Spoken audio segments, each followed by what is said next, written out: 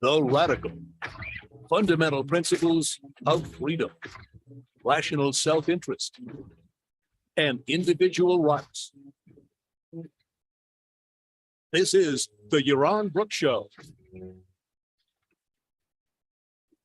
All right, everybody, welcome to Yaron Brooks Show on this another beautiful Thursday, another beautiful day in Puerto Rico. Hope you're all having a fantastic week and getting ready for the weekend.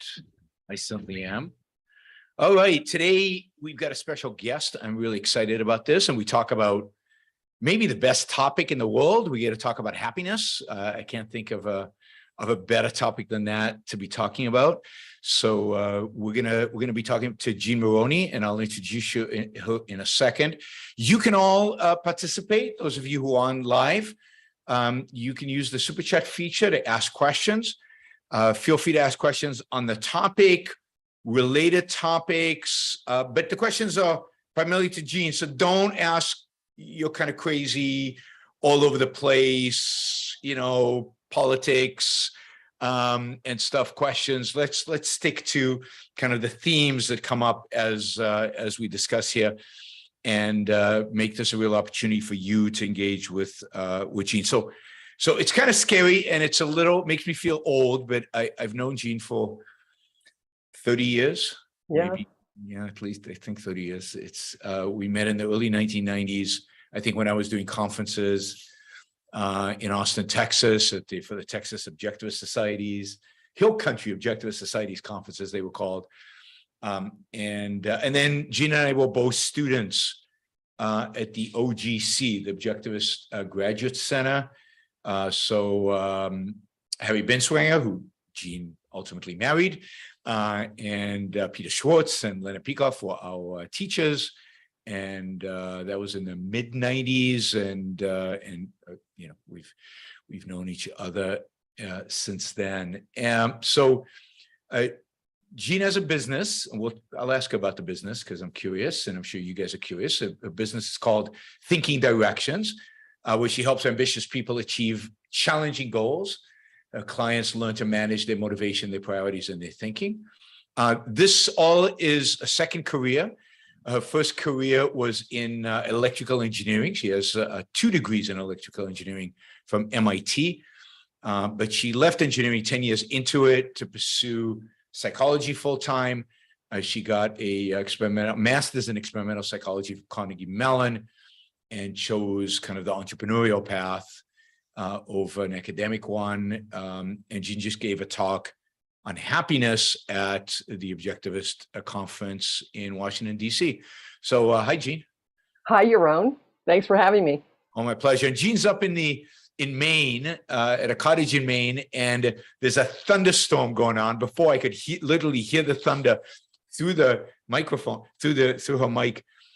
So there is a chance that weather will interrupt our session today. We'll hope it doesn't, and we can keep going. But if it does, then I'll try to hold the fort while Jean reconnects to the internet. Let's see. So tell us a little bit about Thinking Directions. Kind of what is it really? What is it about? What do you do there? How long have you been doing it? And kind of what is it on an ongoing basis? What does it engage? What does it involve? Sure. Well, I officially started the business in 1998, so it's been going on for a while now. The main part of the business, I originally thought I was going to be teaching people thinking skills, that would be the thing, and things that we learned at the OGC, definitions, condensation, concretization. And I did teach some people those skills, but I found that most people do not think that they need thinking skills. They either think they already know how to think, or they think thinking is hot air, or, you know, basically I got no business traction with teaching thinking skills. And I really got I found my ground business-wise through the the executive leadership program that HTI ran with ARI. I don't know if you remember that. You were a big part of that. Of course, Yeah. I did those for years. I think I basically spoke in front of every manager at HTI at some point. Right. Yeah. Interesting. I didn't realize that. Okay. That was it, because the woman who put that together, Vicki Makala, was super helpful in helping, and also Harry Binswanger, I worked with, in helping me figure out what part of what I had done would be relevant to like a businessman or a manager. And that's really what started. I did quite a bit of corporate work in the 2000s. And in late, I guess 2008, I started a membership program called the Thinking Lab. And that now is actually my main business. It's a program where I do 2 new classes a month, and people join, and the classes are now available as a private podcast, and they have a backlog. I have like 300 articles on my website, and I have 100 different tactics in my library, and I have like 100 hours of courses that they have. And some people just go in and do it at their own pace, and then other people, I run this like upgrade to it every few times a year called Launch. They join for 8 weeks. They have 2, in addition to everything else, they have 2 group coaching calls a week. And we set them, they're going to achieve a major goal in 8 weeks. And it turns out that is what everything helps with. And so they come in, and with the 2 coaching calls, I can help them set the right goal, because usually the goal is not set right, and that's why you can't get it. And it's meaningful, so they actually think it pays off. And that turns out to be the core of the business. And then some of them stay in, and some of them just succeed and go on their way. And that's all that is great. That's great. So what part of the original thinking skill content play in this venture? Right. Well, I use it all the time in my own work. It is available in the Thinking Lab site, because all the materials from when I first started are still available to people. And what's really interesting is I think I'm coming full circle, particularly with this happiness work, because what is the ideas I basically thought I was going to teach thinking, and wound up teaching motivation, because that is the thing people need. And it turns out people are willing to think about their motivation. So I teach them thinking skills surreptitiously while I help them figure out their own motivation. And now that I'm pulling it together under happiness, I'm really seeing, actually, here is where I'm going to convince them that they need to be able to condense, define, and concretize, because if you don't get the concepts right, you don't get happiness. So I do think it's actually coming full circle now. Good. Yeah, because people need those thinking skills. So they do. Find a way to get them motivated to do them. That's the secret. All right, so let's jump in. Go ahead. There's nothing more selfish than happiness. That's a great reason to put some effort in, right? Absolutely. So let's jump into happiness. So, so we've got Ayman's definition of happiness. In Galt's speech, it's a state of consciousness which proceeds from the achievements of one's values. Happiness is a state of non-contradictory joy, a joy without penalty or guilt. But people still have a hard time with happiness. It's what is it exactly? I mean, how do you get your hands around it? What does it entail? What does actually feeling happy entail? Right. Well, I think the problem is that they're not clear on the concept. They hear that happiness is a state of non-contradictory joy, and they think, well, that's just joy. So I just want to feel good. But actually, or it proceeds from the achievement of your values. That's just, if you achieve a goal, you feel joy. But joy is not the only thing in happiness. I think happiness is a much bigger concept. I like to think of it as a state of vitality, where everything in your life is going well. And that's not just that you're having some positive emotions. Yes, it's important to have joy. It's important to have love. It's important to have pride. It's important to have confidence. Those are all parts of happiness, but it's bigger than that. If you are in pain, you are not happy. You need to have a certain amount of physical comfort and physical, if you're completely tense, you won't be happy. So the physical side needs to be firing on all cylinders. And in addition, the cognitive side needs to be working properly, if you're overloaded, when people are feeling a lot of pressure, they may be achieving things, but they won't be happy because crow overload, when you have too much going on in your head and you start to feel that pressure, that feels bad. And you will not be happy if you've got physical pain, crow overload, or you're having some kind of emotional suffering. So happiness is a much bigger concept than people tend to think of it as just, well, feeling good. No, it's a whole life thing. So isn't it also, I mean, in the case that it's not just about achieving one's goals, but it's about achieving the right goals?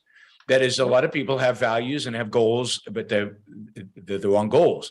So they might achieve them and they might feel something, but it's Right. never going to be sustainable. It's not contradictory, right? Exactly. That's that important extra clarification that is non-contradictory joy.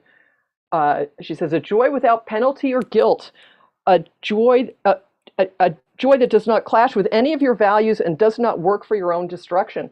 And so that's an issue. So like if you work hard and achieve things, but you destroy your health, that's a contradiction in there, because your health is really important to your life. Your life is a total, the objectivist morality is about life as a total, life qua rational man. It is not some disembodied mind that does things. It's the whole kit and caboodle. And the physical part actually and the cognitive part, like no overload and no pain, those two things are actually not the hard part. The hard part is to have the goals all add up with one another. Yep. And integrate with one another, and also be big enough so that you have a large degree of happiness. Because if the goals are too small, you can get to contentment fairly easily. But if you really want to have that idea of joy that you think of from the novels, you need to have major goals that you achieve that are everything in your life is integrated around them. Yeah, and they have to be rational goals. They have to be big goals. They have to be ambitious goals. What do you find the main barrier for people to setting the kind of ambitious goals and then to achieving them? What are the barriers that you find people primarily face? Right. Well, there is a range of problems. So there are some people who come in saying they don't know what their big goals are. They want to be happier and they don't know what their big goals are. And their problem is typically they are not in touch with their emotions. And in fact, the cognitive work and the physical work, like just learning that, hey, tension actually masks your emotions, learning how to introspect your emotions, recognizing that you're overloaded and you should reduce the load. They drive themselves enough that they're actually cut off from the emotional response of their values. But those are all learnable skills. And with a little coaching, they can learn to do that. And the thing that I recommend for people who do not know their major goals, don't have a central purpose, is really a 6-month process of values investigation, where you take like 15 minutes a day. And this is a time on task issue.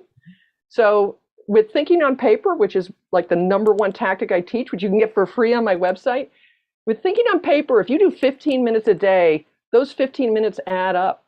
And over the course of 6 months, that's hours and hours of in-depth thinking. And during that time, you can go through all of your values, and you can see what your response is. You can look at goals you've had. You can look at achievements you've had. And by percolating on your own experience, you can, over time, it usually comes together. And then coaching obviously helps with that.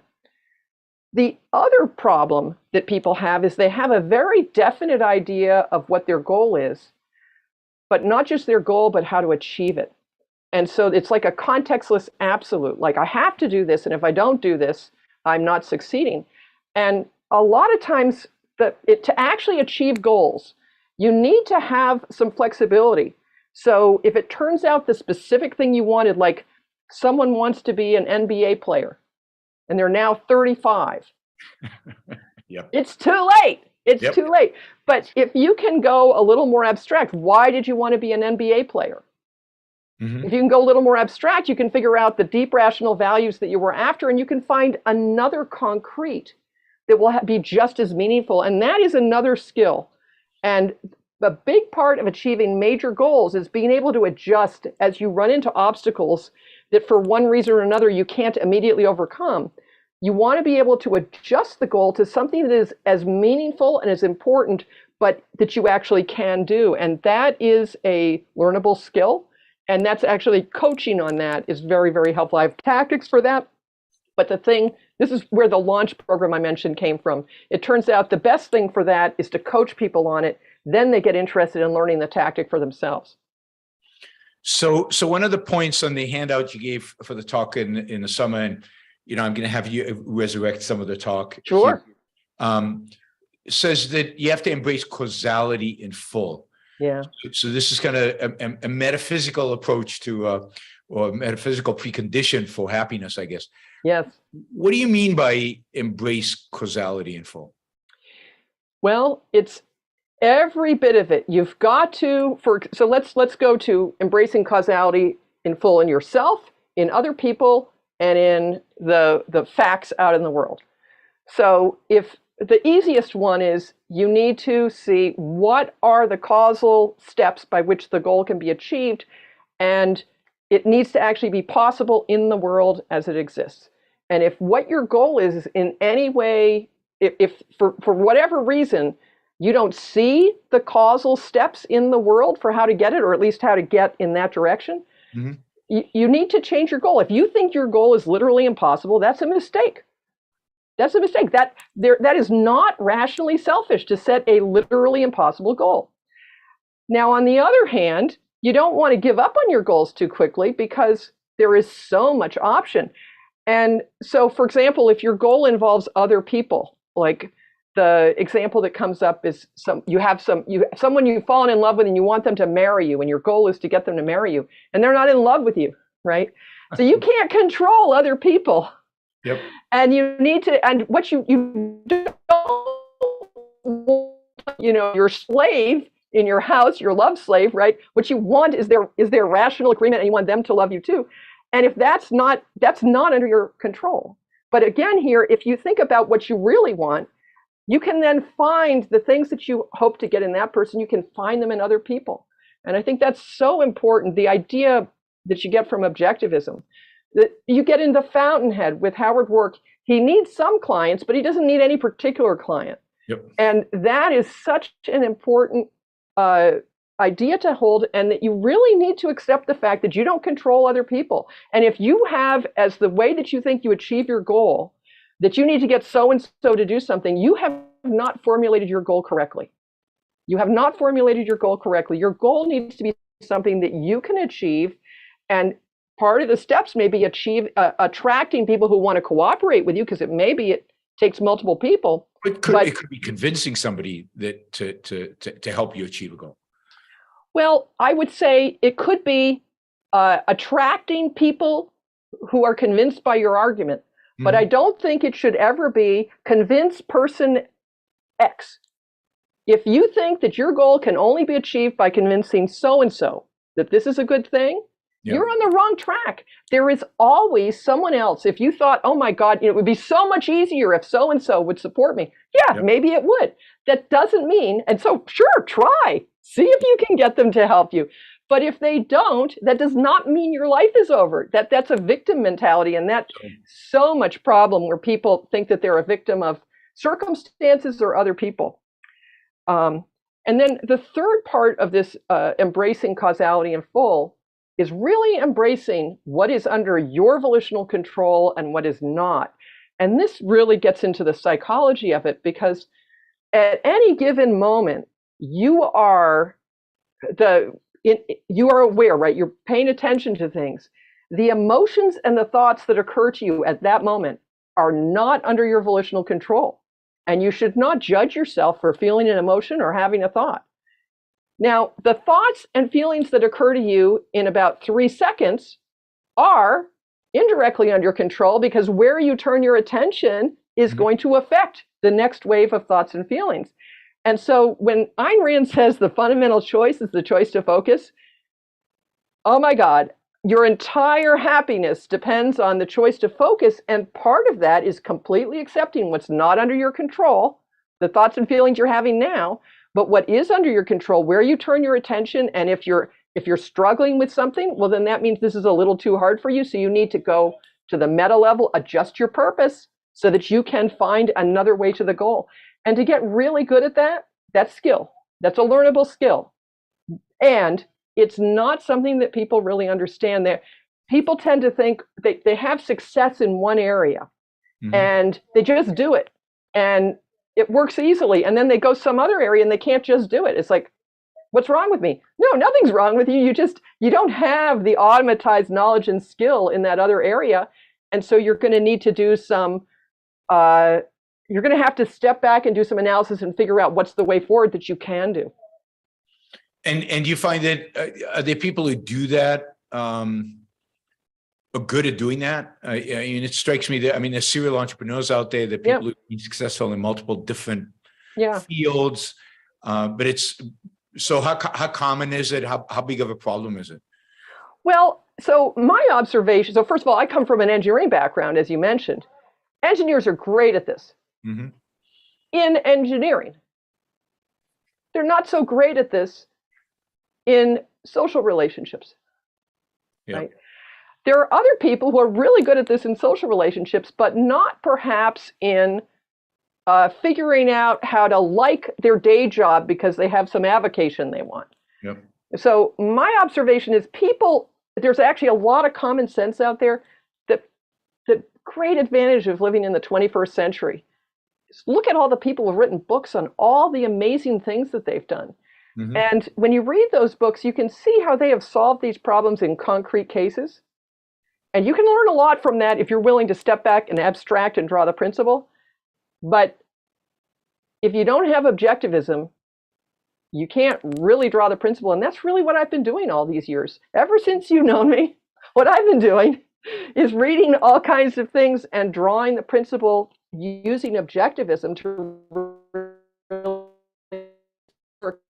and applying it. The fact I was an engineer is actually really essential to my methodology. I'm not the only person making progress in psychology who has a background in electrical engineering, computer science, because they're very system oriented. But the issue is with your psychology is that so many people treat it as kind of mysterious and they think they shouldn't feel what they feel. There's a lot of basic philosophical regrounding that's needed. And then to actually do that and have confidence with it, you actually need skill. And that's where the tactics I teach really come in. So you really get comfortable. Well, what do you do when this feeling comes up? You know you should be doing this and you don't feel like doing it. Well, what do you do? So it sounds like procrastination. That I know something about that. Yes, you and every adult on earth. Okay, probably. That's actually a term. I actually don't like that term. You don't like it. So what do you use instead? Well, I just look directly at what's going on, the facts. The reason I don't like procrastination is it builds in a criticism of yourself into it. When you say you're procrastinating, you're saying that you should be doing this and you're not doing it. And so there's some guilt built into just using that term. But you've probably experienced this almost, if you actually, instead of just feeling guilty for not doing it, if instead you say, look, gee, that's odd. Why am I not doing this? Let me try it. What am I feeling? And give contrary motivation to fair hearing. It's something like half the time it turns out you shouldn't be doing that thing you thought you were supposed to be doing. And so if you just say, oh, hey, there's another reason why you're not doing it, right? Yes. There's some other reason, something more important, there's something more urgent. Maybe it doesn't need to be done today. Maybe it can be done in a week. Maybe there are actually objective reasons for this. Yes, the world may have changed. All kinds of things can happen. And this is a great example of what it means to be in focus, right? If you find that you're not acting, action is not reason and emotion seem to be fighting it a little bit. Focus doesn't say, go do the thing you thought you were supposed to do. There are no contextless absolutes. But focus does say, hey, hold on a minute. You need to be a goal-directed mind committed to achieving full awareness of reality. Looks like there's some reality to be aware of here, folks. And to be willing to step back, which does not feel natural. It takes effort to intervene and step back and say, well, what's going on? But you do not know what is in your selfish interest unless you do that. You literally do not know. Because there's a sense in which you don't know yourself. It's the fact that you're in conflict means that, see, emotions, the difference between thoughts and emotions, they come from the same data banks. Thoughts come in words. So you pretty much know what the thought is telling you. Emotions come in that affective experience, which can be wordless. And emotion, and not only that, emotions are alerts to values that are at stake, meaning your action right now makes a difference in whether you get this or not. Yep. But not all emotions turn your attention to value. So like love, if you're feeling love, you know exactly what the value is because it's the thing you're focusing on and say, oh, I love that. Yep. But if you're feeling fear, all the threat-based emotions call your attention to the threat. So it's like, oh my God, there's a deadline. Well, there could be 10 different values. You could be that you want to support your boss. It could be that you want to get this, you want to have freedom from this so that you can do something else tomorrow. It could be, there could be 10 different reasons why you want to make that deadline. And if you don't know the actual reason and get it into conscious awareness, you are not in a position to judge what's most important. Mm-hmm. And that takes an intervention. That is not, if you're in conflict, that is prima facie evidence that this particular part of your subconscious is not integrated enough for it to be obvious. Yep. And that means it takes a little bit of extra effort. And I think logically, the way to think about this is that you need to hold the full context. And the best evidence of what the full context is the things that you have connected to this issue in your subconscious. So you need to be able to hear all those thoughts and feelings and put them into words. And then you're in a position to make a judgment about what is good. Good. So how much of happiness requires that kind of work, that kind of self-monitoring, your emotions and the resolutions of these kind of conflicts and understanding where the emotions come from, and how difficult is that, particularly when so many of our emotions are kind of conditioned in us from sources we're not always aware of? Well, I actually think it's less hard than a lot of people think. Okay. So one of the things I'd say, this comes under accepting causality in full. If you're trying to do something that is putting you into emotional distress every time you try to do it, this is going to wear you out very quickly. There's a limit to what you can do with that. And so you need to be strategic about what you're doing. You need to get to know yourself about what you can do sort of in maintenance mode where you're not triggering a lot of baggage. And then what I recommend, and this is, I call it an initiative. This is what I do, my 8-week program. I say you pick one initiative. And what an initiative is it's some goal that you're working on that you think is going to push your buttons. And you have just one of those. And you prioritize it. And you add in some overhead to deal with that. And everything else should be in some kind of maintenance mode. And figuring out what maintenance mode is very, very important. To be able to get, one of the things I talked about in that talk in the happiness lecture was you need to be able to change your state. So there's a state of suffering.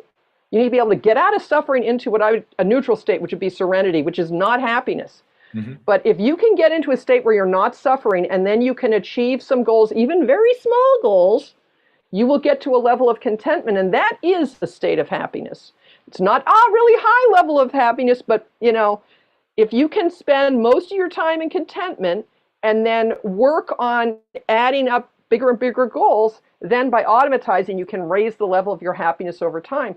But being able to get yourself at will to serenity and then contentment, that is not as hard as it sounds and is very important for being able to lay a base on which you can then really exert effort to go after something major. And the bigger scope of goal that you achieve, the more intense and meaningful the happiness will be. Mm-hmm. but don't knock contentment. It's, don't settle for contentment, but don't knock it. Because if you're in a difficult place, that's actually where you want to get as your baseline for being able to grow and be able to develop your ability to achieve some bigger goal. I mean, it seems like some people who've achieved a lot of things and achieved happiness, if they do suffer pain or if they get sick or something, I mean, obviously they're not in a sense happy in the moment, right? But they're still in some sense happy. That is, there's still that underlying, under it all, that sense of happiness, and it's relatively easy for them to get out of it once the physical condition, let's say, is disappears. I mean, do you agree with that? Yeah, they don't fight reality. They embrace reality. So if they're sick, they don't try to work. Yeah. And for anyone listening on this show who has COVID and a lot of fatigue, you need to take that seriously.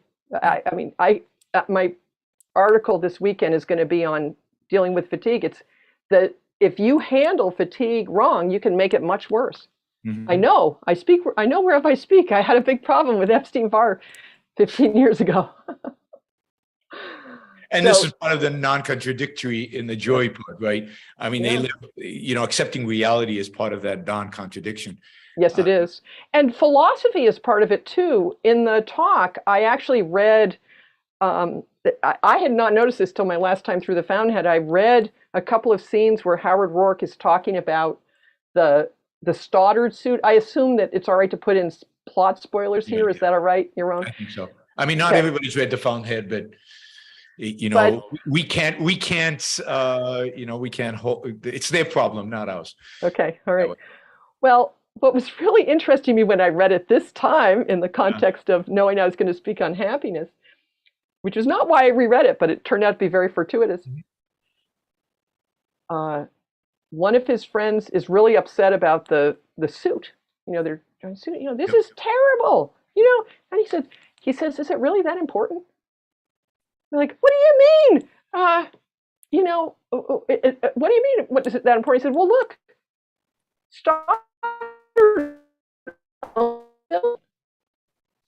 he can tear it down even if he doesn't win the suit. He can remodel it. He owns the building. It's like an appeal to property rights. He completely accepts that as an architect, he builds a building for a customer who then owns the building and can do whatever they want with it. Yep. And this is a big part of his serenity, and the fact that the pain or the suffering only goes down so far. He completely accepts the causal consequences of he had a job where he was helping someone build a building for them, and they get to do with it what they want. Mm-hmm. Philosophy really helps. That's another example of embracing causality in full. It strikes me that it seems like that caused people, some people, not the better people, but some people to think that he's an unrealistic character, that he's a cardboard character, right? Because there are not a lot of people out there that you can observe, that you can see. There are not a lot of role models that actually deal with reality in that way. That are actually, and to see somebody, I mean, it's what attracted us, I think, to him, right? Yes. Is the fact that he was a model of a different way of dealing with reality, actually accepting reality. Yes. But so many people who've never experienced that and don't know what that looks like, and maybe are afraid of it deep down. Maybe. I mean, this is one of the reasons I think it's so important to start from where you are. As I said, when I first started this, I thought I was going to teach people thinking skills. And I kind of stumbled onto productivity as something I could get people to think about. And the important thing is that you actually are dealing with something that you think matters to you right now. Mm-hmm. And solve the problem on that. And that is necessarily going to be a more concrete issue. And it is going to be something where you actually have the knowledge. So like something like this issue of property rights with Howard Roark. Now, Ayn Rand knew all of that. I don't think she had, I don't think at the time of the Fountainhead, she hadn't written all the stuff she wrote in God's speech and, later on. So we didn't know that, but she understood all of that. And so Howard Roark, who has this deep, integrated, concretized understanding of all of this can see, like lightning, how this all goes. But that's something you work up to from wherever you are right now. And I think that the lesson is not that you should try to be like Howard Rourke if something terrible happens. The thing is that you should try to figure out how to handle the emotions you're having right now and understand them and resolve the way defenses work. And I'm not sure I really like that term, but the way it works is you only become aware of the conflict that's at the fringes of awareness where you actually can get the data to resolve it. You know, people have blinders about their problems, and you talk to them about it and they don't even get that there's a problem. And they literally are cut off from the data that you're seeing. But that's okay, because there's something that they're seeing. And if you can get that entering wedge, you're not responsible for the things that you can't be aware of right now. You're responsible for being aware of what you can be aware of right now. And that you can start a virtuous cycle going. And every little bit of self-awareness you get gives you more efficacy. It gives you more confidence as a result. It gives you more existential success. It gives you more elements of happiness and joy. And that's an addiction you can really embrace. Yeah, good. So talk a little bit about how you make happiness, kind of the normal condition that you live under, the kind of the standard. I mean, that's what we're all striving for ultimately. Right. Right. Well, one thing is, this again comes under starting from where you are. I think you've got to figure out a baseline that you can maintain. And the first thing to start, if you're really suffering or you're really in pain or you're really just feeling like completely pressured and overloaded all the time, the first thing you need to do is really take stock and say, look, these are inimical to my life. It's self-destructive to stay in that state. And some way, like with crow overload, you may need to reduce what you're trying to do. And with pain, you may need to really, see someone who can help you with that. It's amazing what can be done about pain. I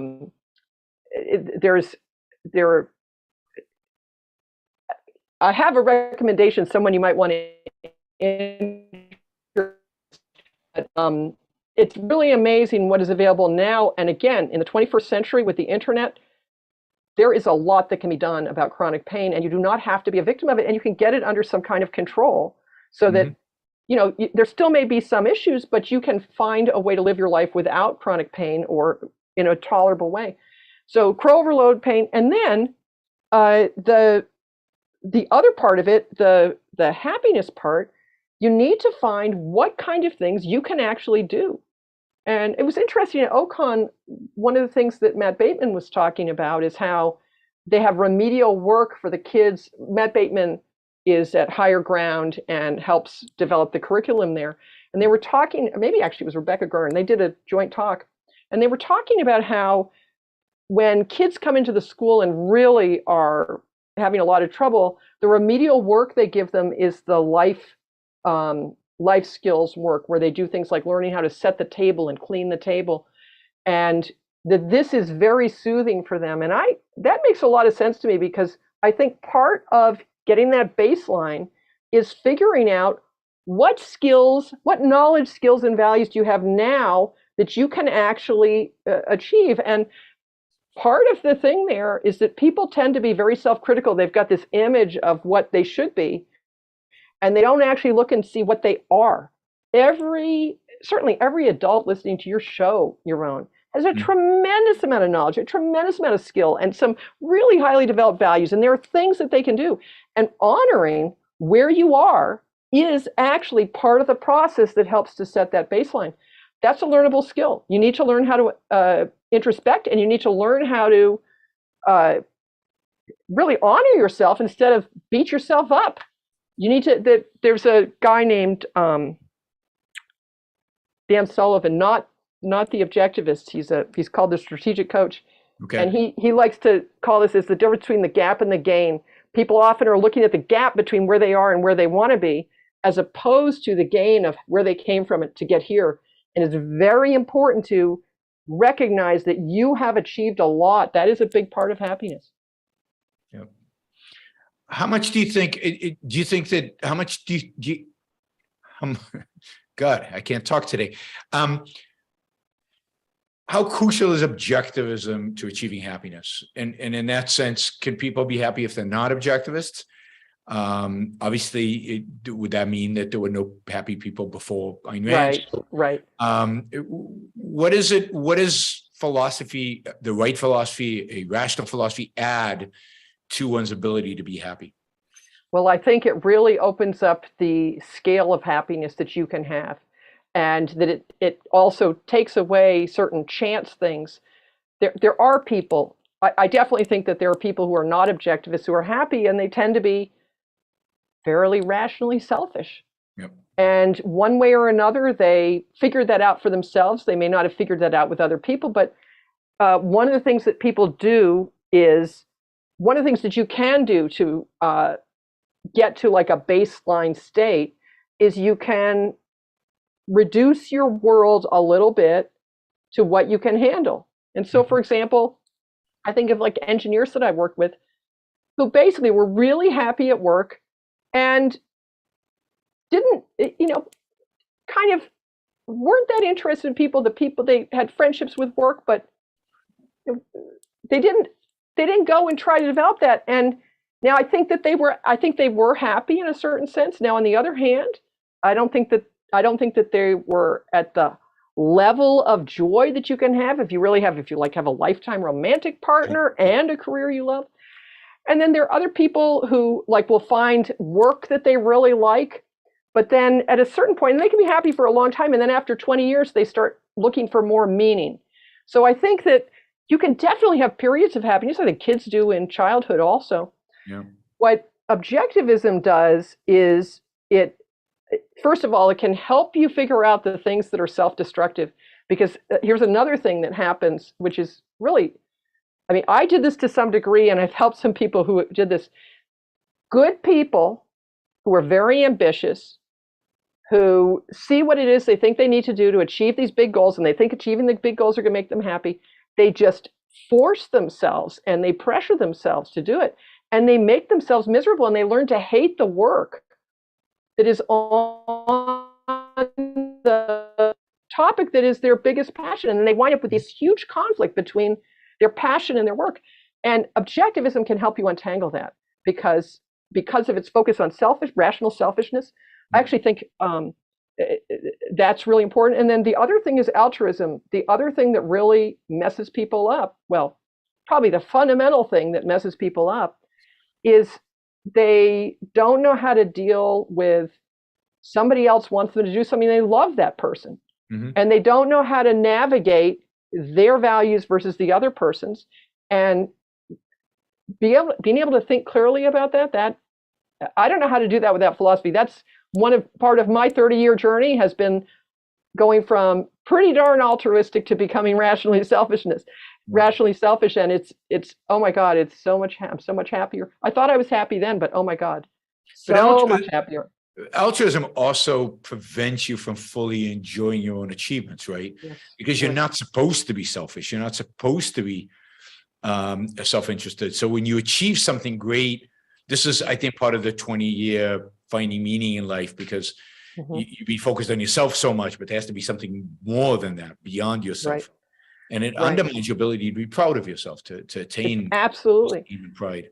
And even things like humility. Humility is a great destroyer of greatness, right? If you've had that inculcated, don't stick your neck out, all that kind of thing, it makes it difficult to step into what you really want to achieve.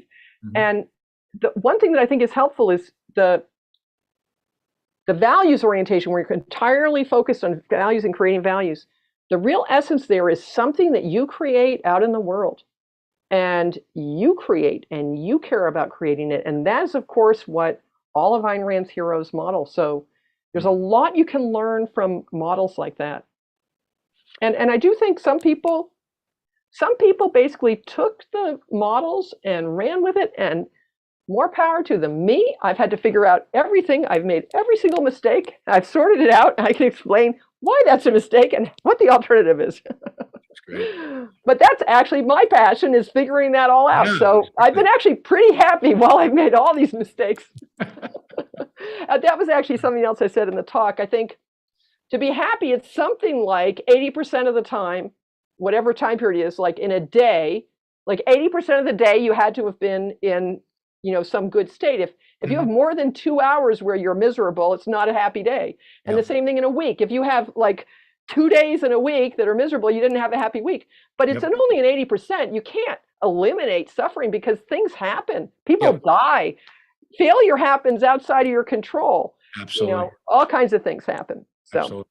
so And- 80% is enough. Yeah. And learning how to deal with failure has to be, a huge part of this, right? I mean, Oh, yeah. And even just realizing that you have volitional control. So here's an example. I was really amazed. I'd get into an argument with my husband, and I'd be really upset. And so we would step away, because at a certain point, yeah. that's what you do. Yep. And he would be calm, cool, and collected in like 5 minutes, and I would be upset for half an hour. And for a long time, I thought, oh, well, that's just the way I am. This is one of the mistakes I made. But the truth is that the way that I was thinking about the issue was actually aggravating the situation. I was actually creating an emotional loop. And as soon as I realized that, I was able to go to my desk, break the loop with a tool. It's called the self-coaching model. It's a great tool for breaking out of a vicious cycle. And I could be calm in 5 minutes too. And oh my God, has that changed my quality of life?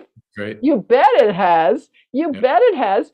And it's not like we had so many arguments, but now the bad feeling lasts for 5 minutes instead of a half an hour. And if it's in 5 minutes, you can go back and you can have a do-over on that conversation really effectively in a wonderful way. And it's great for your relationships.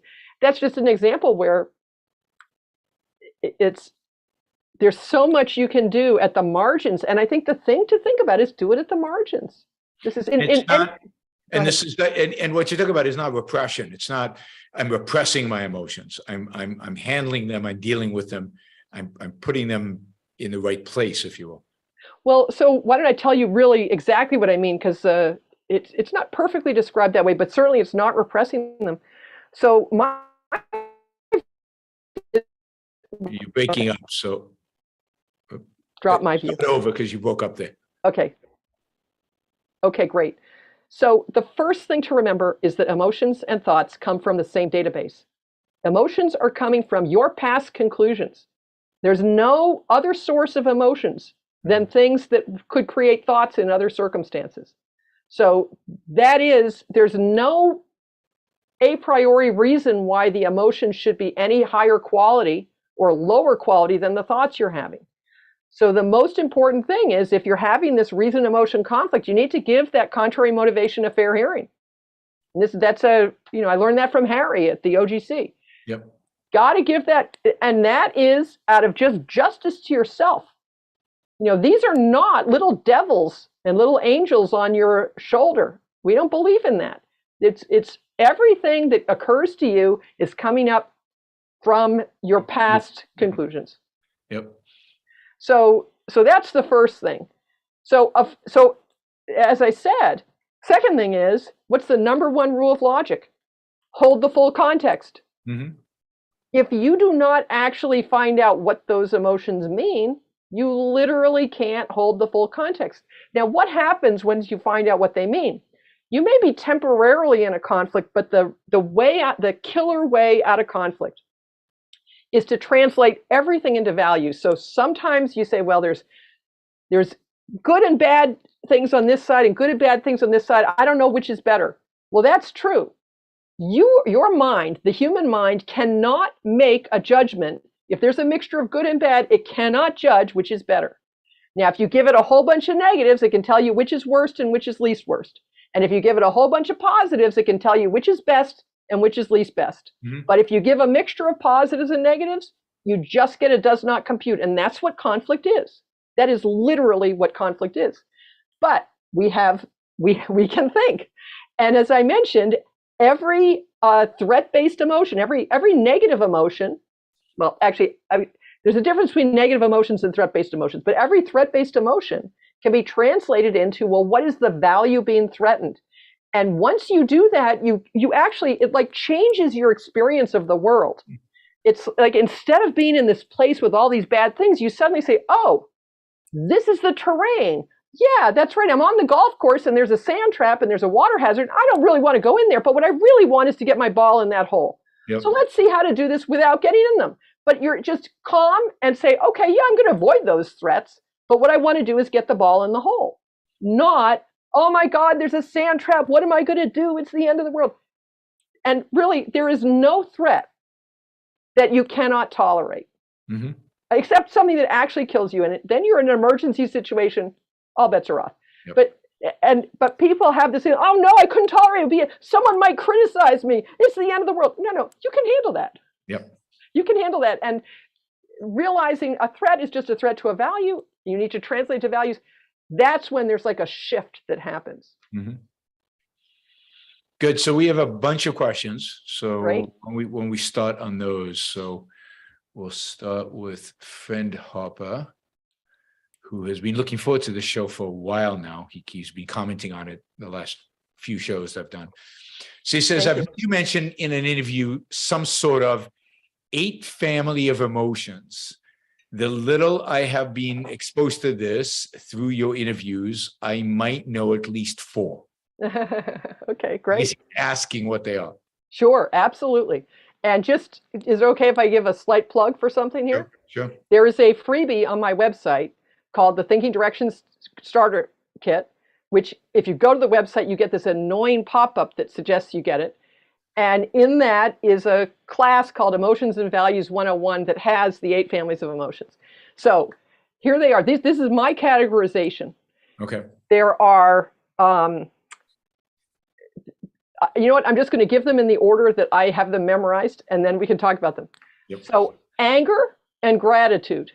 So that's the first family, anger and gratitude. Those are about other people, and either they did something bad, they done you wrong, or they did something good. Anger, gratitude. Okay. Fear and relief. That's, uh-oh, there's something coming after me, or, oh, that bad thing has gone away. So it's a threat, or the threat has been removed. Okay. Despair or hope. So despair is, oh, no, there's no way forward. The world is terrible. There's no positive way forward. And hope is, whoops. but maybe there's a little glimmer over here. You cut off this, so say hope again. Okay. Do hope again. Yes. So despair is this, there's everything, there's no way to get what you want. And hope is, oh, there's a little glimmer, just a little teeny glimmer. Yep. It's dark all around, but there's a little glimmer. Then there's guilt and pride. So guilt is, I didn't live up to my standards. Pride is, I did, right? I did a good thing versus I did a bad thing. Frustration and confidence. So frustration is, I'm trying and I'm not getting results. I'm putting in effort and I'm not getting results. And confidence is, I put in effort, I get results, right? Not just, so both of those are a little forward looking, like I'm frustrated because I'm going to put in more effort. I'm still not going to get results. Confidence is, I'm going to put in effort. I am going to get them. The next one is, this is joy and grief. So joy is, I achieved a value. I gained a value. I have it now. Grief is, I had that value and I lost it. Love and indifference. Love is, look at this thing. This is a value of mine. And it's just a contemplative emotion. And indifference is, no values here. No values here. No, nothing to look at here. And the last are desire and aversion. So desire is, that's a value. Let me act to gain and keep it. And aversion is, oh, that's terrible. Let me act to avoid it. So where does hate fit into this? Hate is a complex emotion. So those 8 families, 16 emotions, 1 positive, 1 negative in each family, are what I would consider be the basic emotions, and every more complex emotion has those as their building blocks. And so hate, I think, is a much more complex emotion. I think it involves both love and anger. It can involve frustration. It can involve despair. You know, it's a much more complex emotion than the ones I've just said. So a lot of times people put love versus hate, but You don't hate someone that you don't also love. I'll tell you. Okay. You just don't care about them. You have contempt for them or something. Okay. So, okay. Yeah, I think so. Okay, good. Just to think about that. So this set of 8 families Yep. was determined sort of empirically. And I don't know if that would be interesting. Well, actually, there are other questions. So Yeah, I can go say ahead. more about it if you want. Yeah, go ahead. Go ahead. So, because there are a lot of people who have tried to categorize emotions, and I was not satisfied with any of them. Yeah. And then I got this book that you may have heard me talk about, this book, Nonviolent Communication by Marshall Rosenberg, Yep. which has had a big influence on my work, actually. I mean, besides Ayn Rand, he's the number 2. I mean, Ayn Rand is, the huge influence, but he's actually a real noticeable influence. And he had in his book, he really made a conceptual distinction between what I would call emotions and other kinds of things. So like he'd say, you can feel angry, that's an emotion, but not, I feel insulted. Insulted is not an emotion word. Insulted is, it's basically an entire evaluation of what happened and what the other person's intention was. It's got a lot packaged into it. It's not a simple concept. Yep. And which I think this is one of the reasons I like him, is he actually makes these kinds of precise conceptual distinctions. He has a lot of problems too, but Yeah. so he had a list of 50 emotion words that he thought were specifically he calls them feelings, but that's another thing. And so I really looked at that and I evaluated it for myself. I went through, did I agree with him? And then could I categorize it? And it kind of fell out. First it was 6 families and then it was 8. And it was also Harry Binswanger's lectures on emotions that are available from the Ayn Rand Institute. Yep. Harry had done a basic cut of it.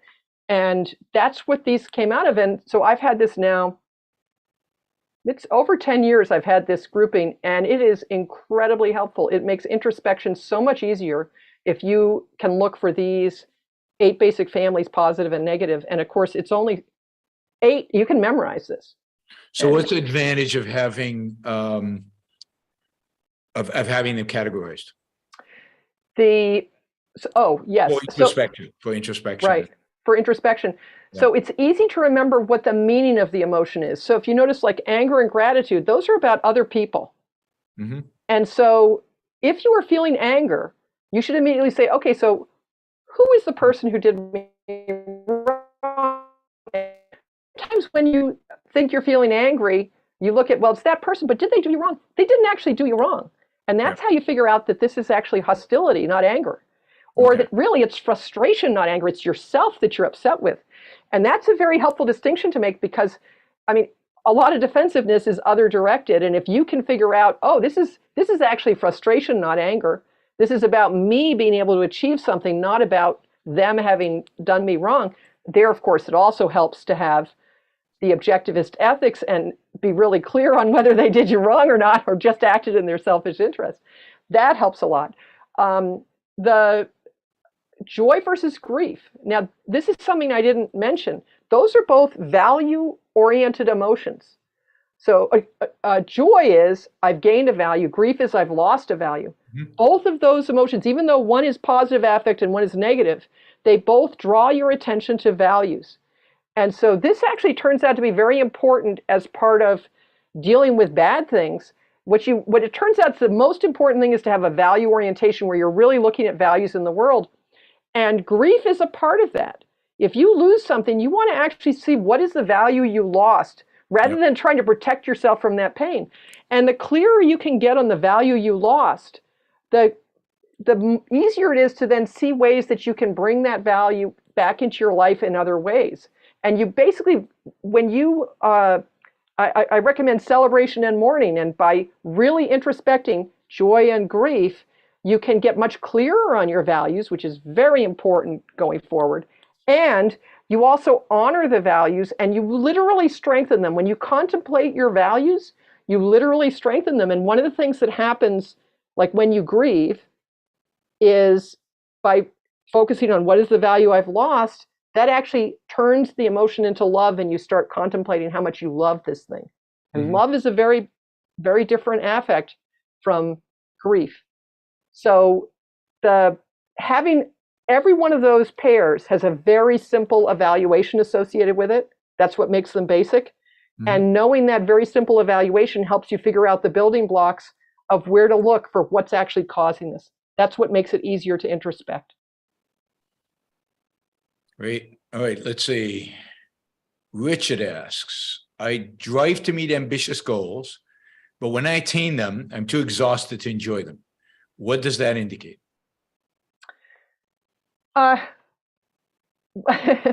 Well, I think I think it would be helpful if you learn to celebrate and take care of yourself a little bit. So I do think, happiness it's the whole package. If you're not taking care of yourself physically, you're not going to be able to enjoy your achievements. And then what's the point, right? And then what's the point? I mean, it's not that we're after a particular state, but the fact that you don't enjoy your achievements does mean there's something that is not good for you happening here. And the thing that's not good for you is you're basically, you're literally hurting your own stamina and your own ability to withstand, for example, disease. You're literally, by not taking care of yourself, you are not in as good a state to flourish.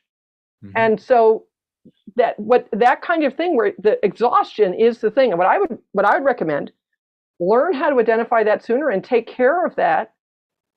Learn how to work within your energy limits. Now, the amount that you can do can be increased to some degree, but I do think that that's actually an individual difference.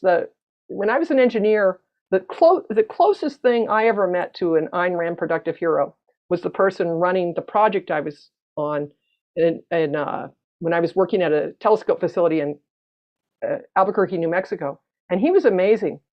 And he would occasionally go 36 hours. He would stay up all night at the telescope, work all day, stay up all night at the telescope the next night. And at 24, I couldn't do that. Yeah. He was 20 years older than I, and I've never been able to do that. For a while, that was my standard of productivity. And I really I tried to force myself, and I've had 3 major illnesses as a result of pushing myself too hard. And that is what's going to happen. You will burn out. If you do not take your physical health seriously, you will burn out. Now, so that you don't get too worried about this, I want to say this does not negate your achievements, right? The work that you've done has been creating deep values. And it's all a bit of a fear that you're not going to get the reward that you want, which is going to undercut your desire to go do it in the future. And it's also created actually a reduction in your stamina and your ability to pursue other goals. It's almost certainly taken a toll in the other areas of your life. You probably don't have enough recreation. You probably don't have enough good relationships. So that doesn't mean that the values you achieved are not values and that there isn't a major achievement there. And in fact, getting really clear that even if you made mistakes, you still built strong values is part of how you recover from this thing. But there is no substitute for taking your own happiness seriously and recognizing that's physical, mental, and emotional. It's not just one part of that. All right, Justin asks, thoughts on the recent media hype around the supposed ineffectiveness of SSRIs on depression? So this is the study that just came out. Yeah. Right. So this is a little out of my ken. So I'm not a clinical psychologist, and I don't know anything about drugs for depression. So the only thing I know about for treating depression is the cognitive behavioral, CBTI, which is supposed to be as good as drugs, and I would definitely recommend that rather than drugs. But that is not a professional opinion. That is a personal opinion. All right, Friend Harper again. Can you speak on turning implicit ideas into explicit ones? Sure, but it would be helpful if we could get an example. Like what is the kind of thing that, because I really need some concrete direction to go. Do you have an idea of what he's after here? No, I have no idea. I assume how to make explicit something that's implicit driving you. So right. So if it's motivation, that is definitely by learning how to introspect, which is a learnable skill. I mean, I have something I call Introspection 101. You basically go through all of those, the 8 families of emotions, positive and negative. Am I feeling this? Why? Am I feeling this? Why? And it's like a checklist. Or there's a version of it that's multiple choice, way easier than the essay question version, right? So, I mean, this is a learnable skill, guys. This is absolutely a learnable skill. And that in itself will turn the emotion into words. And part of that, there's some knowledge involved here, like knowing, well, if I'm feeling despair, it means that I think that there's no possibility of success in the world. Okay, that's really helpful. So then why am I thinking that? What is it about the world? Helpful to have the meaning for the emotions. Helpful to have those vetted by objectivism, because people have a lot of weird things for that. So that's one thing. That's the easiest. But there are other things.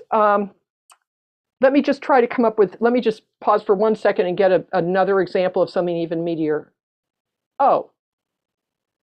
So if he says introspection, yes, that is what I was looking for. Thanks.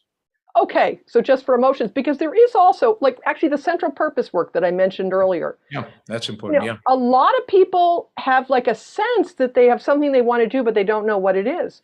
And what that means is that you have values, but your value hierarchy, you can think of it as being kind of flat. Everything is at sort of the same level. Yeah. And what that means is that you can go and look at one area, you can light up one area or another area, but you can't really light up the whole thing at once because it's not integrated. Yep. And it can be confusing. So like it can be difficult to get the big picture perspective on that. But the solution to that is actually extended thinking on paper over time. A person who I've now worked with for 20 years or something like that, at an objectivist conference at breakfast, he told me he didn't know what to do for his group. He was a manager. He didn't know what direction the group should go. And at breakfast, I taught him thinking on paper, which is basically record your thoughts in full sentences as you go. And I said, look, every morning, do 20 minutes of thinking on paper on the topic of where should the group go and what's going on and what do I think would be right. And every day you basically make up a new question on this topic, but you do it as thinking on paper. You reread the previous day, you pick up, you do another 20 minutes. At the end of 6 months, he had sorted the whole thing out. What he needed was a systematic way to hold the context, put time on task, conclusions, and putting it on paper makes all the difference. Because if you just do it in your head, you lose track. If you do it on paper, you can reread. Most of the time, you don't reread back past a day. Or if you do, you just, you draw 3 conclusions and you go on, you never read that again. Yep. But the systematic being able to look at every aspect of it and kind of use your reasoning ability. How everyone listening to this is logical. Everyone listening to this can solve problems. It's just that it's a crow overload problem. It's a little bigger and a little vaguer. And if you just systematically go through and work on it a little at a time, it's amazing what you can do. Really, my entire business is built on thinking on paper. Peter Schwartz taught it to me in 1994. And I'm on notebook, 386, I think it is. And I just keep filling up the pages, and every single thing I learned basically by thinking on paper to mull it over. All right. Lots of questions coming in. Let's see. Shazbot asks, are people who obsessively play the lottery trying to win happiness? Well, I don't actually study those people, so I hesitate to reach a conclusion. Yeah. I mean, they've got several mistakes if that's the case. Yes, quite a few. Right. But I'll tell you, actually, we'll say one general thing here. I don't believe in armchair psychologizing. You tell me about a type of person and say, what is it that, what's going on in their psychology? It depends on the person. Yep. This is very important, actually. This is very important for understanding your own psychology. The answer to that question for you is going to be unique and uniquely you. If you're playing the lottery, there's going to be a really unique reason why you're doing that. And if you're an objectivist playing the lottery and you think this is crazy, you need to go figure out, well, where does that come from and what am I really wanting there? Because it would not have a hold on you unless there was some distorted attempt to achieve something rational. And people are very idiosyncratic in this regard. So I don't do armchair psychologizing. I think that's really wrong. Yep. Good. All right. Catherine asks, let's see, have you heard of Brene Brown? Mm-hmm. If so, what are your thoughts on what you know of what she shares in her books, TED Talks on vulnerability? Mm-hmm. Yep. And then I guess she's got a heart, something called Atlas of the Heart on HBO Max. Okay. So I've read one of her books. So for those who don't know, Brene Brown is an academic psychologist who did a bunch of work on vulnerability and did a TED Talk on it that went, viral. Yep. And my take on her, so there are a lot of people like this in psychology. I think she's very honest. I think she is looking at a real phenomenon, and I think she's conceptualizing it entirely from second-handed altruistic premises. So I have respect for her in that I think she's really after the truth, and I think she's trying really hard to understand it. I think she's very honest. She's very open, and I'm sure, with someone like that, you can learn a lot from a person like that, and you can be inspired by a person like that. So I have respect for her. I don't recommend her because I don't think that she conceptualizes the issues in terms of fundamentals. I think that's very distorted by the very typical philosophy that's out there. So can you give an example of a way in which something she says is distorted by altruism or by second? Yeah. Well, let's see if I can drag this up. So the basic issue is vulnerability. So for example, she's got some term which is escaping me, but I remember in her book she said the day after she did the TED Talk, when she had really revealed some things about herself, she had it was a vulnerability hangover. Okay. And she felt all this shame and uncomfortable with having been so open and all this stuff. And I recognize that. I've had that experience. And if you have that experience, it's all about what other people thought about you. Yep. Right? And that's really, I think, what vulnerability is that you've opened yourself up and you're kind of afraid of what people are going to think of you. And that's a real thing. Mm-hmm. And it does stop people from doing stuff. And my reaction is, the way that I would handle that is seeing, wow, okay, yeah, I'm kind of obsessing with what people think about this. And, did I do the right thing? And so I'm second guessing myself. And I would look at each of those things, like the second-handedness. One of the things I learned from Marshall Rosenberg, he has something he calls them universal needs, and I've translated those to be deep rational values. Mm-hmm. And whenever I spot anything that's second-handed, that still has a hold on me, because I am in favor of independence. And whenever I spot something that's got that, I say, okay, there must be some rational value that I'm after here. And there are three social values that are rational, three major categories: connection, cooperation, and communication. These Mm-hmm. are deep rational values. Connection, visibility. My husband doesn't like the word connection. Visibility he likes better. But that feeling you have when there's another value we're there and you're allies in some way. And communication, oh my God, the value of being able to learn from other people and the value of being able to express yourself and get a little feedback on that, such a value. And then, of course, cooperation. There are many things that can't be done without a lot of people. I mean, our entire standard of living depends on cooperation. So these are deep rational values. And when I am feeling ashamed and caught up about what people think, I go and I figure out which one of these do I really want here. And we need to make up an actual example, but I'm trying to think of a time that I felt that vulnerability. Let's see if I can do that.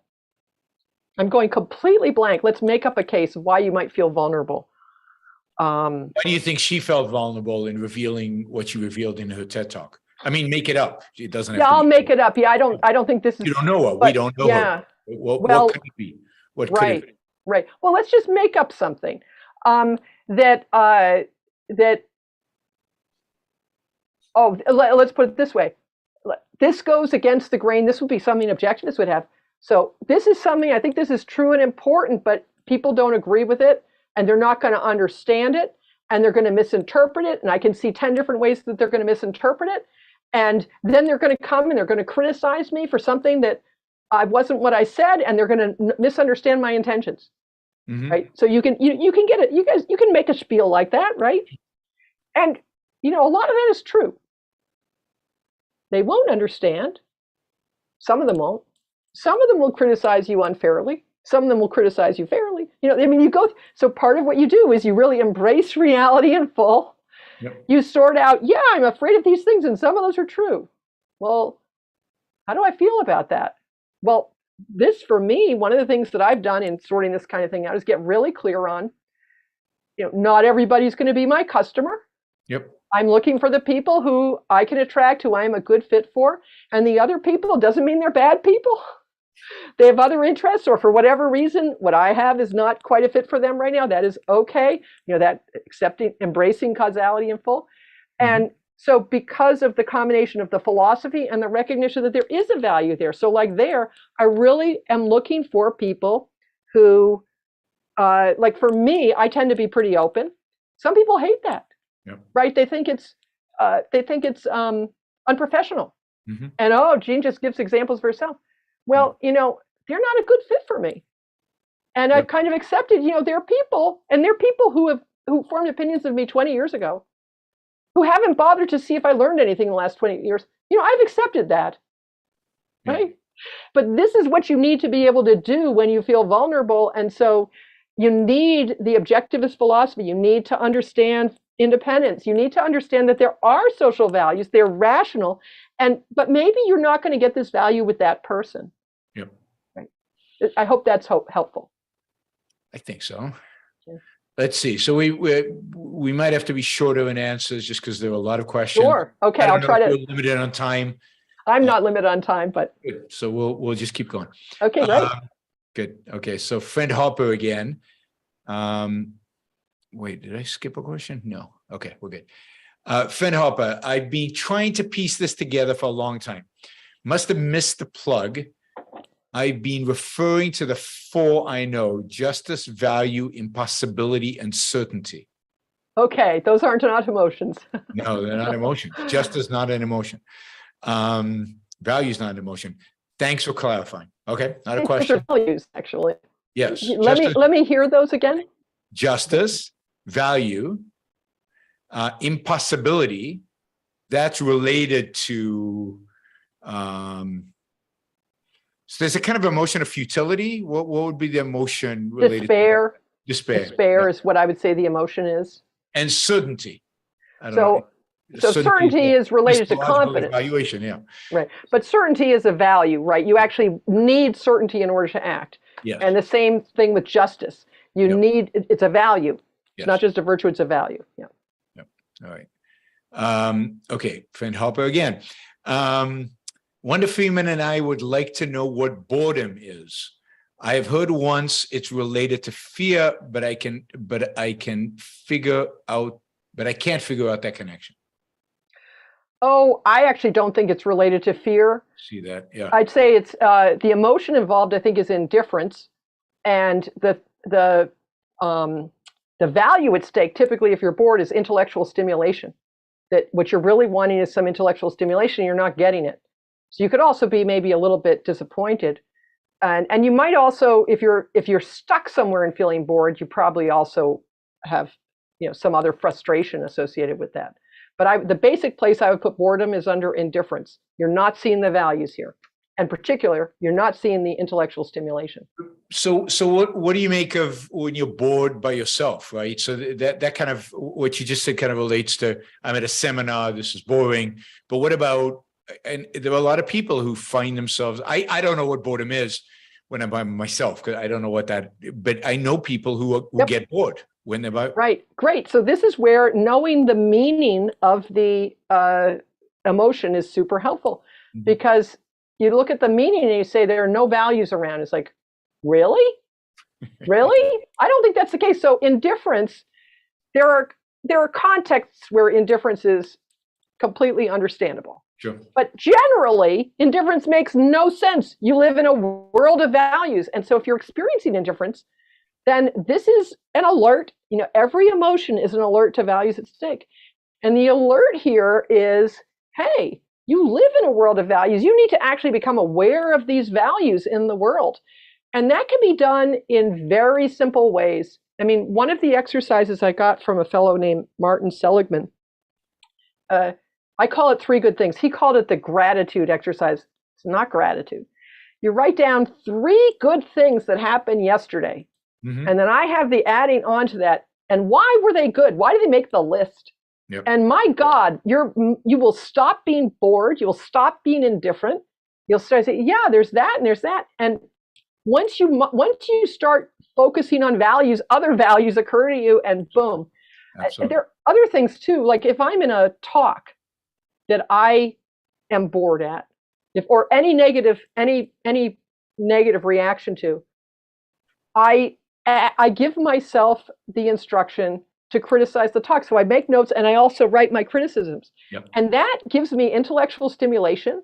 It means I learn like 10 times more from the talk than if I just tried to sit there and take it in.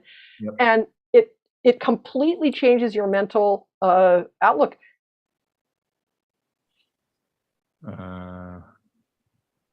So what I would say is, so he adds, yeah. So he says, to me, boredom has always seemed like there is something I would ideally be doing right now, but I can't. Nothing else seems worth doing. But that can't be right. Well, that would be a feeling of deprivation, or deprivation is what you're describing there. Mm-hmm. And then that can happen. But there, the thing to do is figure out what that is. Yep. And the first step in figuring out what that is to recognize the facts. The fact is your values are all around you. Yep. I mean, you have thousands and thousands and thousands of values, and they are all around you. So if you're feeling bored or indifferent, the first thing is to start looking at reality and identifying your values, and that will I'm big on getting a virtuous cycle going. You do not have to solve the whole problem at once. You just need to get yourself focused on values. That will then get things turning over, and then you can figure out what's really going on here. And if you are in a deprived state, if there's something that's actually the most important thing for you and you're not doing it, that is your top priority. But I've been in that state, but boredom is not. That's a complex state, and I wouldn't that as boredom. So. Okay, we lost you there. You wouldn't. I wouldn't experience that as boredom. Okay. I would experience actually as I basically have resistance for doing every single thing I want to do. I'd feel total resistance, and usually that's because the thing that is most important to me I haven't paid attention to recently. All right. Oops. Jeffrey asks, can you describe typical pitfalls of business partnerships and their solutions? That sounds like a seminar, Jeffrey, right. not a question, but. Yeah. So I don't have such experience in business partnerships that I could give categories of this, but let's see if I could do it for relationships in general. I mean, my guess is a conflict of values, right? Or a conflict of goals, right? So one business partner wants to take the business in one direction, the other one wants to take it in another. Right. So a misalignment is going to be a huge problem.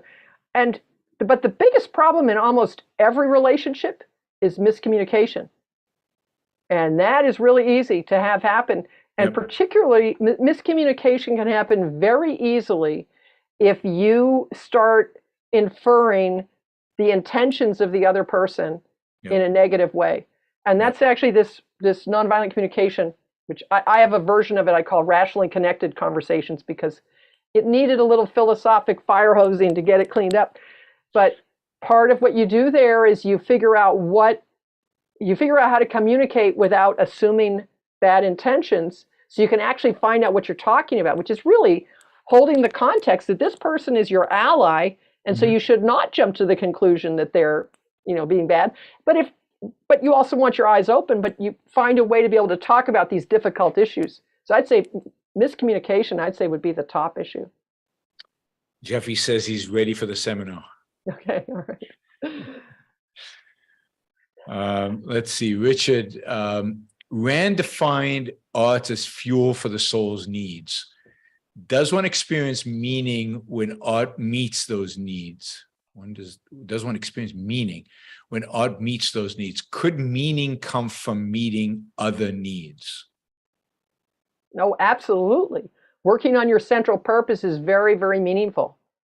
And in fact, whenever you see the deep rational value that you're getting, it's very meaningful. When you mourn a loved one, it's very meaningful.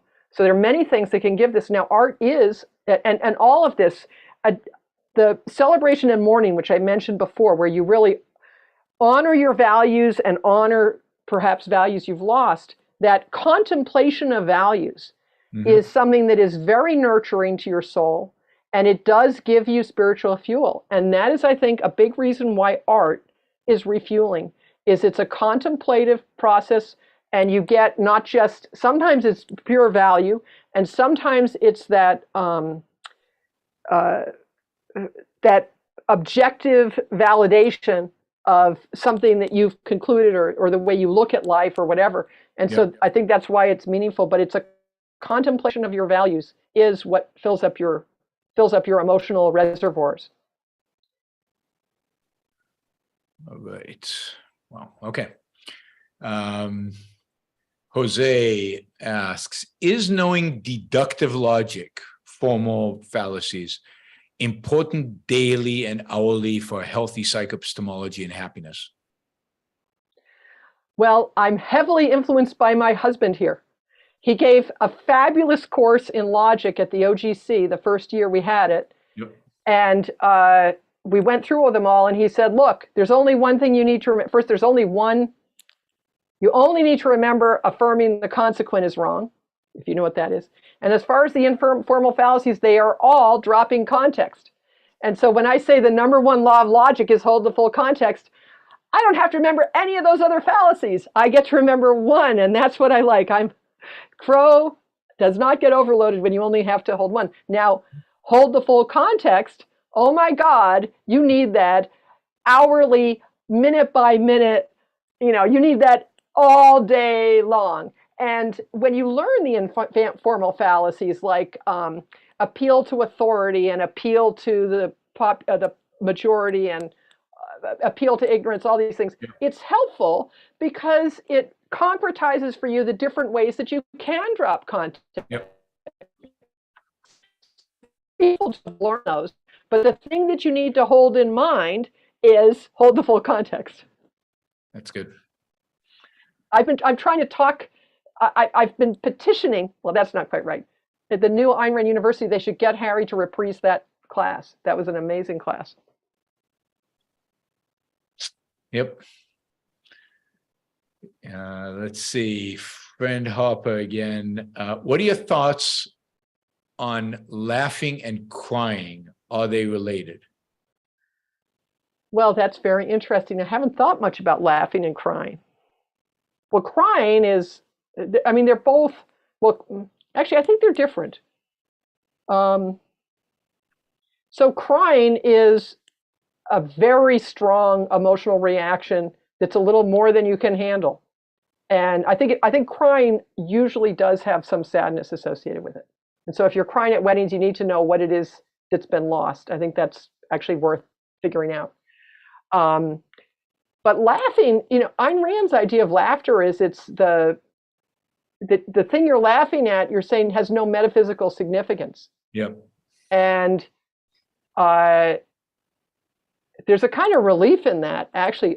We didn't have to worry about this. We didn't have to take this seriously, did we?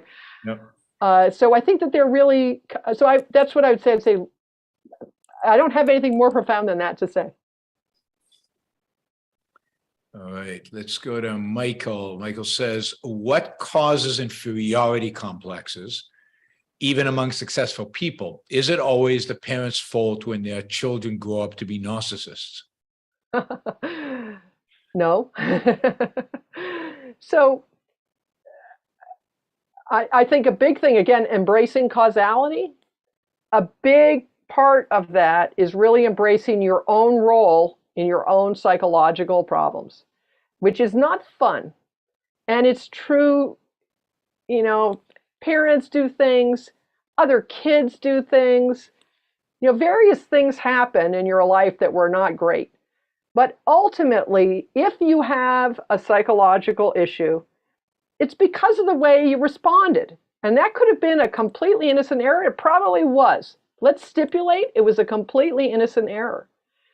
Innocent errors are also destructive. And it's coming to terms with your past in these things. It's very, very important. And part of it is really recognizing I could have behaved differently. Not that I should have behaved differently, but that this is, I see what I did there. I see how it's contributed to things later in my life. I see how it's making me miserable now. I see how it's kind of gotten integrated into my psychology. Okay, let's change that.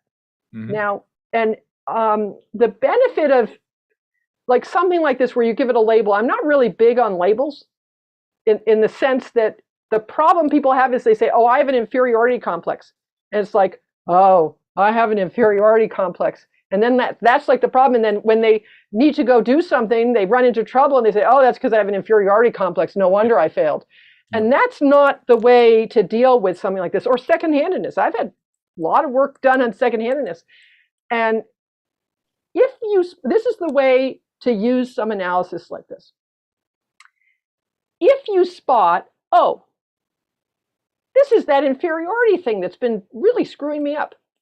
That, first of all, that's the attitude to take is sort of, oh, God, there it is again. You know, a little irritation, not, oh, my God, there it is, I'm in trouble. No, no, no.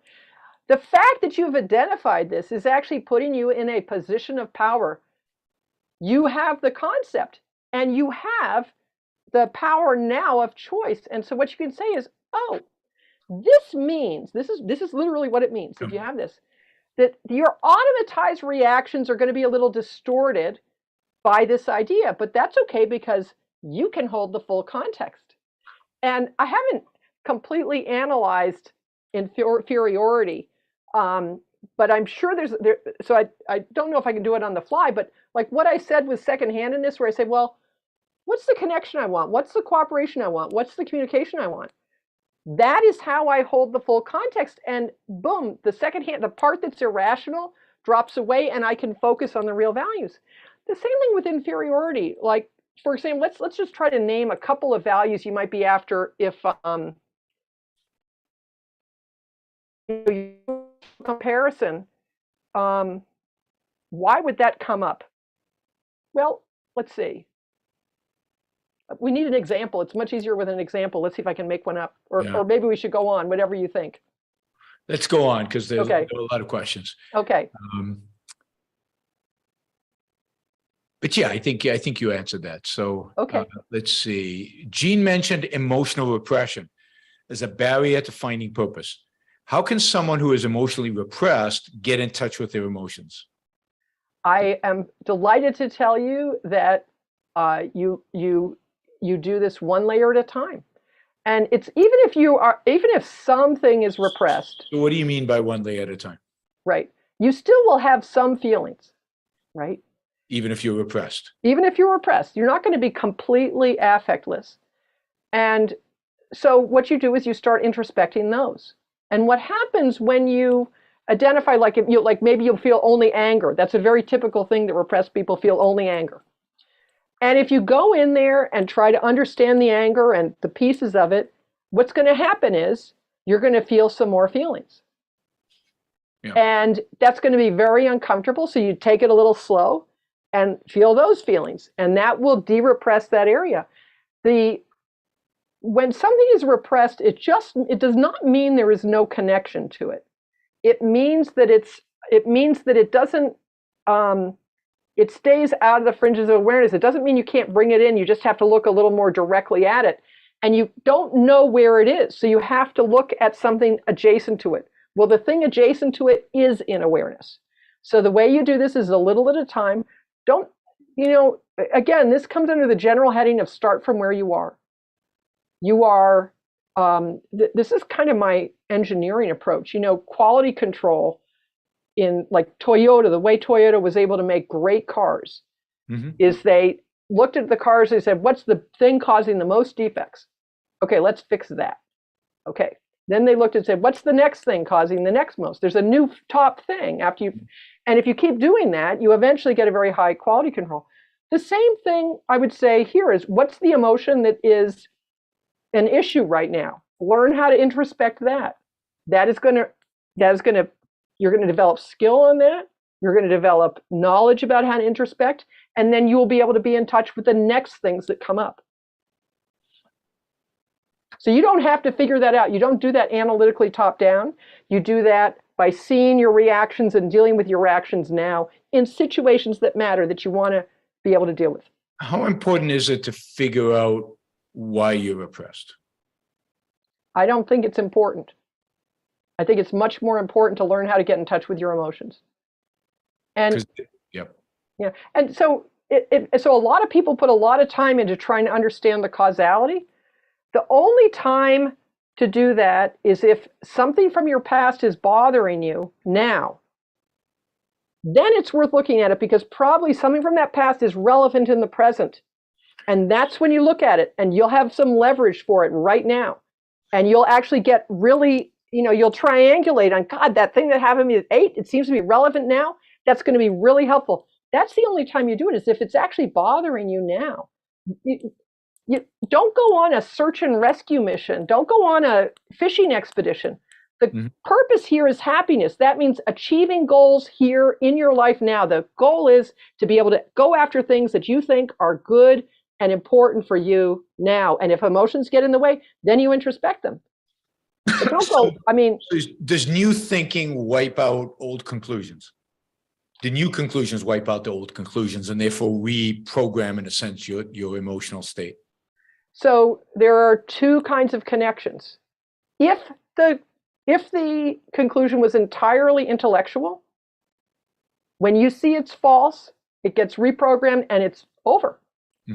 Peter Schwartz actually did a lecture on this a long time ago, philosophical versus psychological issues.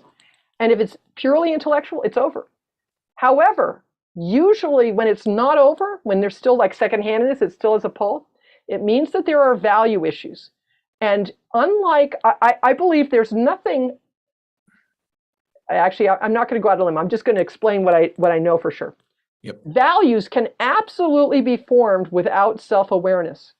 Babies form values, and they don't even have words. And they almost certainly, they can't introspect. I don't think you can introspect. So values get formed by experience. And big fears, which can turn into what I'd call anti-values, can also be formed by experience. Yep. So you can have wordless values that can be that have organized. So your knowledge is organized in two ways. It's organized logically by concepts and logical conclusions, and it's organized by values, by what you've acted to gain and keep, and what you've run away from, actually. And if something keeps coming up, there's still a connection there. And if it's not a logical connection, it's got to be a value connection. And that's why it's so important to learn how to introspect your emotions, so you can figure out what that is and put words on it, and then figure out, is this a value or is it not a value? And this is the kind of situation where sometimes triangulating to something that happened in childhood that comes up spontaneously can be very helpful, because you can see what's the common value in these two situations. And that's why it can be helpful, but it's not, I am not a believer in big digging into your past and writing a whole story. That people can get caught up in that, and they, in the same way as they get caught up in, oh, I'm secondhanded, oh, I have this, they get a kind of victim view, and that is not helpful. What's helpful is pursuing values in the present. That's what's helpful, and that is what, if you can get some momentum on that, that will pull you through everything. Yep. Apollo asks for books, resources, links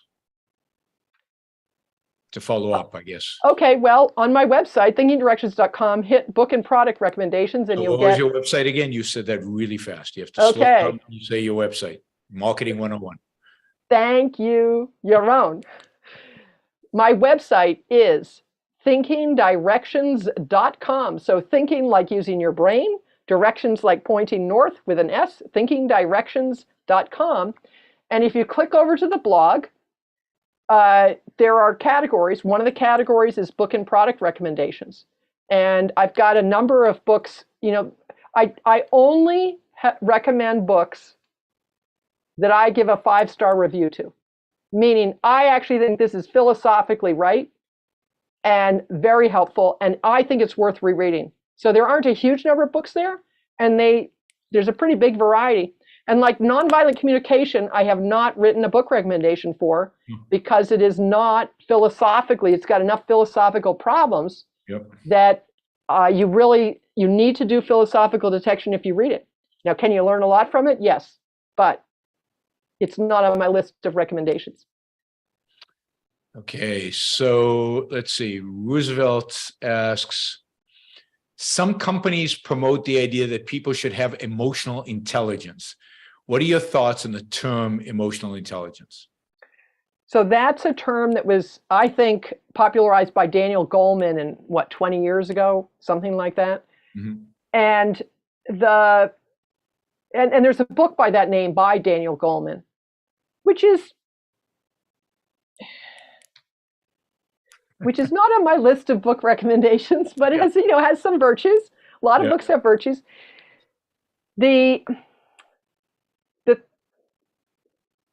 So here's the thing that you need.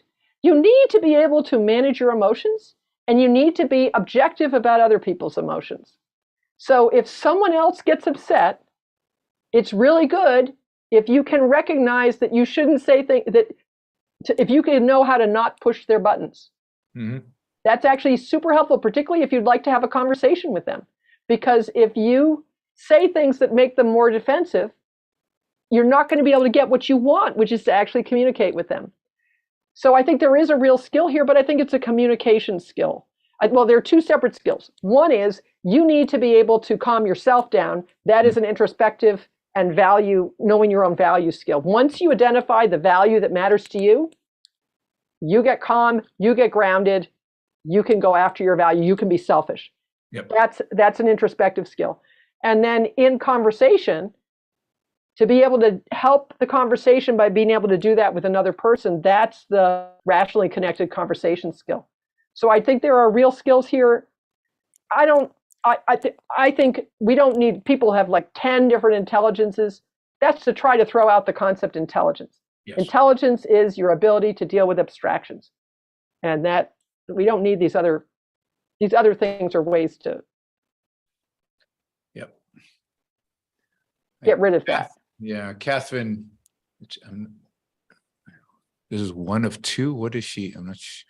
Let's see what she writes. Quick thoughts on Synopsis of Brene's newest book. I think she's a Brene fan.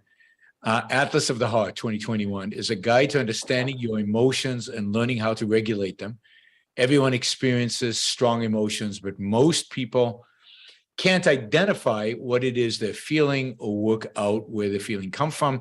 Developing your emotional vocabulary will transform your relationship to yourself and the people around you. I mean, that sounds consistent with what you were saying. It sounds consistent. So I haven't read that book, but she's not an objectivist. Yeah. And as a result, I'm sure that you could get some value from that book.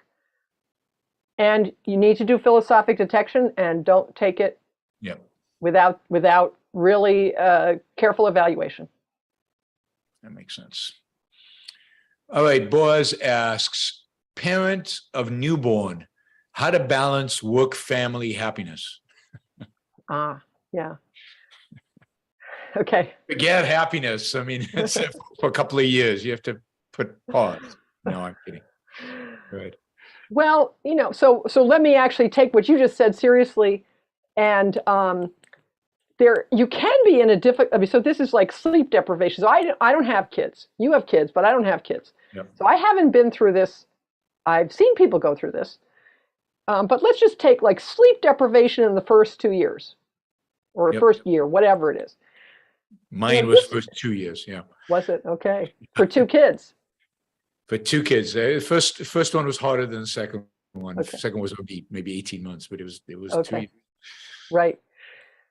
So this is an objective issue, right? Which is, again, we're talking about embracing causality, embracing reality. If you're not getting enough sleep, you are not going to be operating at your peak level. And you need to take that into account. And it may be for some periods, what you need to get to is serenity, not happiness. This is why I think it's important, deal with the suffering, but at least get to serenity and then add back in the goals. But so you need to look at the sources of suffering. So like, for example, if you are sleep deprived, this means you will have less crow space and you'll have less ability to do concentrated thinking, which means you need to adjust what it is you're trying to do.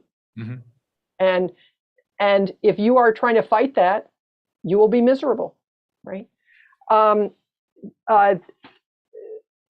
There's the other thing, actually, this is also very relevant. Actually, I think this is maybe more helpful than what I just said. I actually just wrote a really short article about this a few weeks ago. People say, having a baby is like a life stressor, quote unquote, right? And one of the reasons that it is so challenging is that the moment the baby is born, all your priorities change. And your value hierarchy does not catch up to that for a while. Yep. So again, under the heading of embracing causality, you need to recognize it is normal for you to be in some conflict. Like, for example, perhaps you might resent the baby. Damn it, this kid is getting me. Okay, and you then feel guilty because, oh my God, this is a baby. I'm mad at the baby. The baby's doing exactly what babies do. And you're suddenly now in emotional conflict. Now that is going to be suffering, which is completely unnecessary. If instead you feel resentment of the baby, you say, oh, wow, I guess my value hierarchy hasn't caught up. And you just completely accept that you had that instead of making a production about it, you will have a lot less suffering. And this is what you need, right? Now, so what I'd recommend is all three areas. So there's going to be actually joys with the baby, right? The baby, immense joys. I mean, immense that's the joys, thing. right? Immense joys. Yeah. So Right. there's compensation, right? Right. So in Yes. spite of all the difficulty and all you've just created this immense value, and Right. there's the first few weeks are really tough because the baby's not very responsive. So it's like you're not getting anything from it, and Right. it can be very difficult. I think the first few weeks are the most difficult. I But once remember. they start smiling and once they start, there's some communication, then it just overwhelms everything else. The joy that produces. Right. And so in the meantime, I think it's also very important, the joy. In the meantime, it's also very important. There are basically three major areas of values: work, social relationships, and recreation. And you need to make sure you don't get totally deprived in any of these.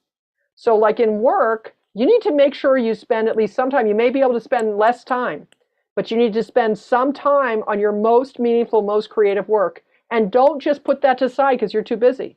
When you're really busy, it's actually more important to make sure you prioritize the thing that's most meaningful. The same thing with like recreation. Hire a babysitter. You need to have a babysitter, and you need to have a little bit of time off. Absolutely. And one of the things that's I've seen this with people. They just get so engrossed in the kids that they won't actually do the work to be able to let go and have a babysitter come in. And that is emotional work you need to do. And if you can't do that, that is actually your work, is to learn how to let go, to be able to let a babysitter take over, because you need that recreation. You need that time away. So selfishness is your guide. And of course, this baby is a big selfish value to you, but so is your work. So is recreation. So is your spouse. Yep. Right. So you've mentioned crow a number of times. There might be people who don't know what we mean by crow. So maybe just define it quickly. Sure. So this is a slang term which I'm trying to make mainstream. So there is in Introduction to Objectivist Epistemology, in one of the later chapters where Ayn Rand talks about the cognitive role of concepts. She says the purpose of concepts is to reduce the number of units you have to hold in mind. it's for unit economy. And she tells the story to make this point. This story, someone actually, I think Lee Pearson actually found this in a 1896 copy of Nature. Oh, okay. This is the story. The observer of crows, right? So crows were a problem because they'd come into the field and they'd eat the corn. And so they wanted to get rid of this crow, but the crow was too smart. As soon as someone showed up with a gun, the crows would run and fly away. So they got the idea of, well, why don't we have two people go in and one go away, and the crows won't realize that it's not safe. And that didn't work. If only one went away, the crows didn't come back until the other person left.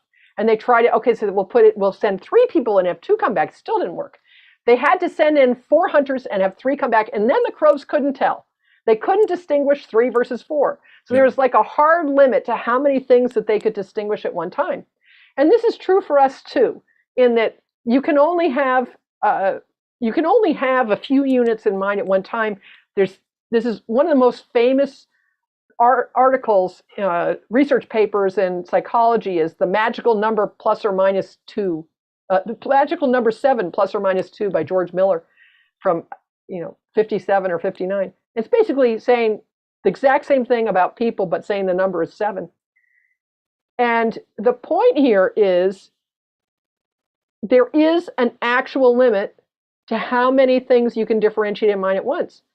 And it's this space. You've got this space in your head. What do we call this? And it can get overloaded. And if it's overloaded, it's not functional. What do you call this space? Well, people got the focal awareness, that's 5 syllables. Yeah. We call it the crow. This developed as slang with an objectivism. It's your crow. Your crow gets overloaded. That's that space in your head, conscious awareness, focal awareness, and it can only hold so many units. The name of that is your crow, and I'm aiming to try to get that to go into the language. Good. It's 1 syllable. Good. All right. Let's see. Friend Harper again. Have you ever looked into therapy involving psychedelics? Can most problems be resolved without going that far, or does it have a place? So I am not a therapist. I am not a clinician. I don't know anything about that. All right, Justin. Is it rational to use motivation by fear to push yourself to work harder? Fear and panic often gives one a jolt of energy to keep going. That's true in the sense that there are 2 types of motivation. So motivation is the impulse to act, and there are 2 types, desire and aversion. Fear can come in either type. So have fear and you get the fight response, that would be a desire to destroy. And when you get the flee response, that would be aversion. And if you get neither a desire nor aversion, you freeze. Right? So fear is actually not the primary thing. It's aversion is the thing that has that's the negative, that's got a threat response. So it is true that fear will motivate you, or that threats will motivate you. The problem is, actually, how long an answer do you want on this? Because this is like, I know. Okay, let me try to give the short answer here. We're getting to 2 hours, so let's try to do a short answer. Let's try to do a short answer. So the short answer is no. He asked exactly the same question a few days ago to me. So let's see if we give the same answer. I think we did. Okay. I think we're going to give the same answer. Okay. But he's testing me. He said Yaron might not know what he's talking about, so let me ask Gene. Okay. So I would say no. You do not motivate yourself by fear. You motivate yourself by values. Mm-hmm. Now, there is a the method that I teach for doing this, because sometimes it's not that easy to figure out the values. And you can get to the state where you are really clear on the value and you don't actually have the desire to do it. Now, if you have gone through all the steps and you know it's completely rational and you don't have conflict over doing it, you just have inertia. In that state, and in that state only, I recommend adding a frisson of motivation by threat, in that you say, this is what I want to do, and I want to do this because this is in my long-term interest, and I see my values are not organized to actually motivate me. So I want to reject the status quo. Damn it, I'm not going to keep it the same way. I'm going to reject this and do this. And that only then, at the end, if you cannot motivate it like 10 other ways, then you can do it. But here, this is still fundamentally motivated by values because you get the direction by values. Absolutely. And then you use it's basically pride. It's saying, I'm going to change my value hierarchy, and I'm going to do it by taking this action because I don't want it the way it is now. And you do that. That doesn't involve self-criticism. It involves determination. And don't you think that if somebody finds themselves relying on fear to push themselves to work harder, to drive, maybe the work is not of value?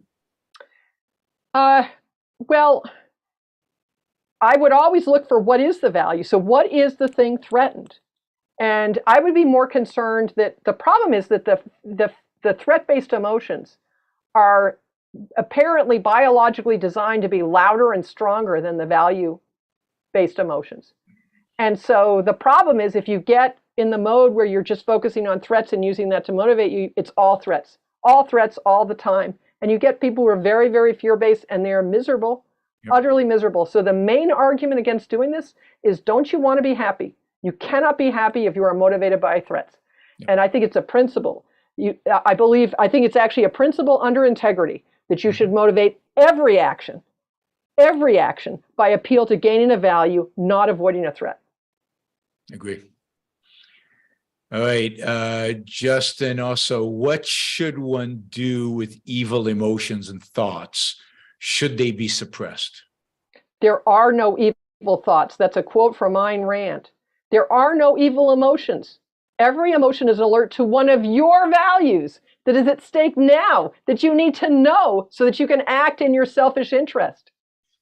So what you're talking about is you have a thought or a feeling that you disapprove of, which means that you have the feeling and you're immediately in conflict because you disapprove of having the thought or feeling. Okay, you're in conflict. Great. You have actually some more emotions. Congratulations. You have a whole bunch of information that needs to be untangled. And the disapproval is another. See, I disapprove of your disapproval. Ha ha. So you need to understand the disapproval. You need to understand for example, the desire for destruction. This is a very upsetting emotion to have. This is, and it can happen. What happens when you have the desire for destruction?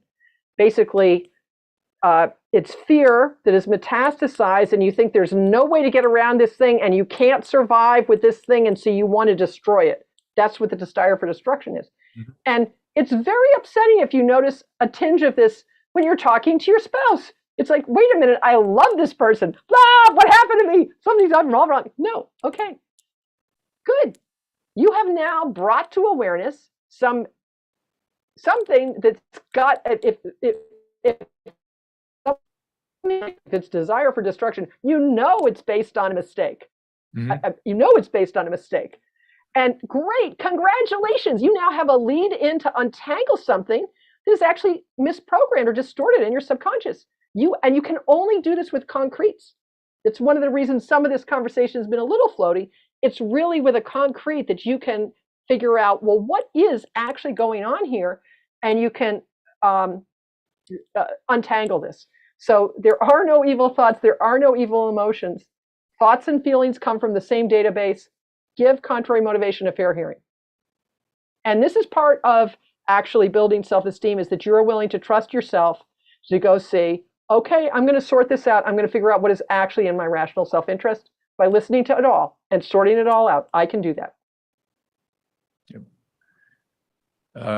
Justin, again, how does one stay present? Is it important to stay present at all? Yes, it's important. I believe that the thing that makes you present, so this is kind of airy-fairy term, being present or being grounded or being in the moment. Those are three different ways that they talk about it. And I believe what's actually happening there is you are really aware of the top selfish value at stake right now. And when you are aware of that, your whole body changes, and it's a very calming, centering experience, and your priorities are completely clear.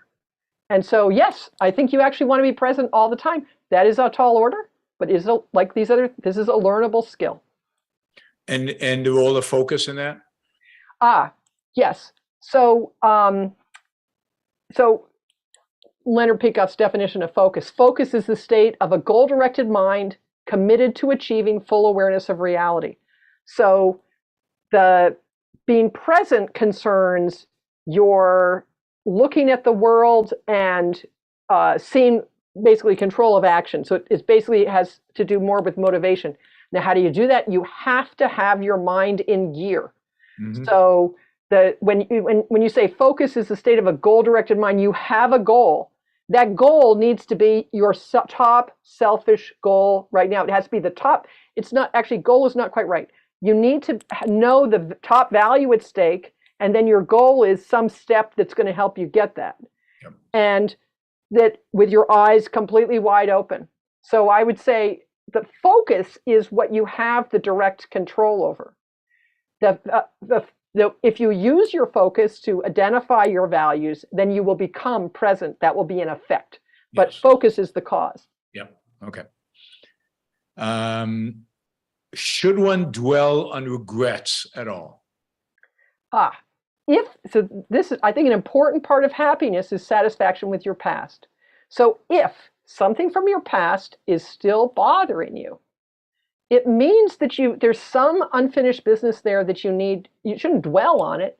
You need to learn from it and sort it out.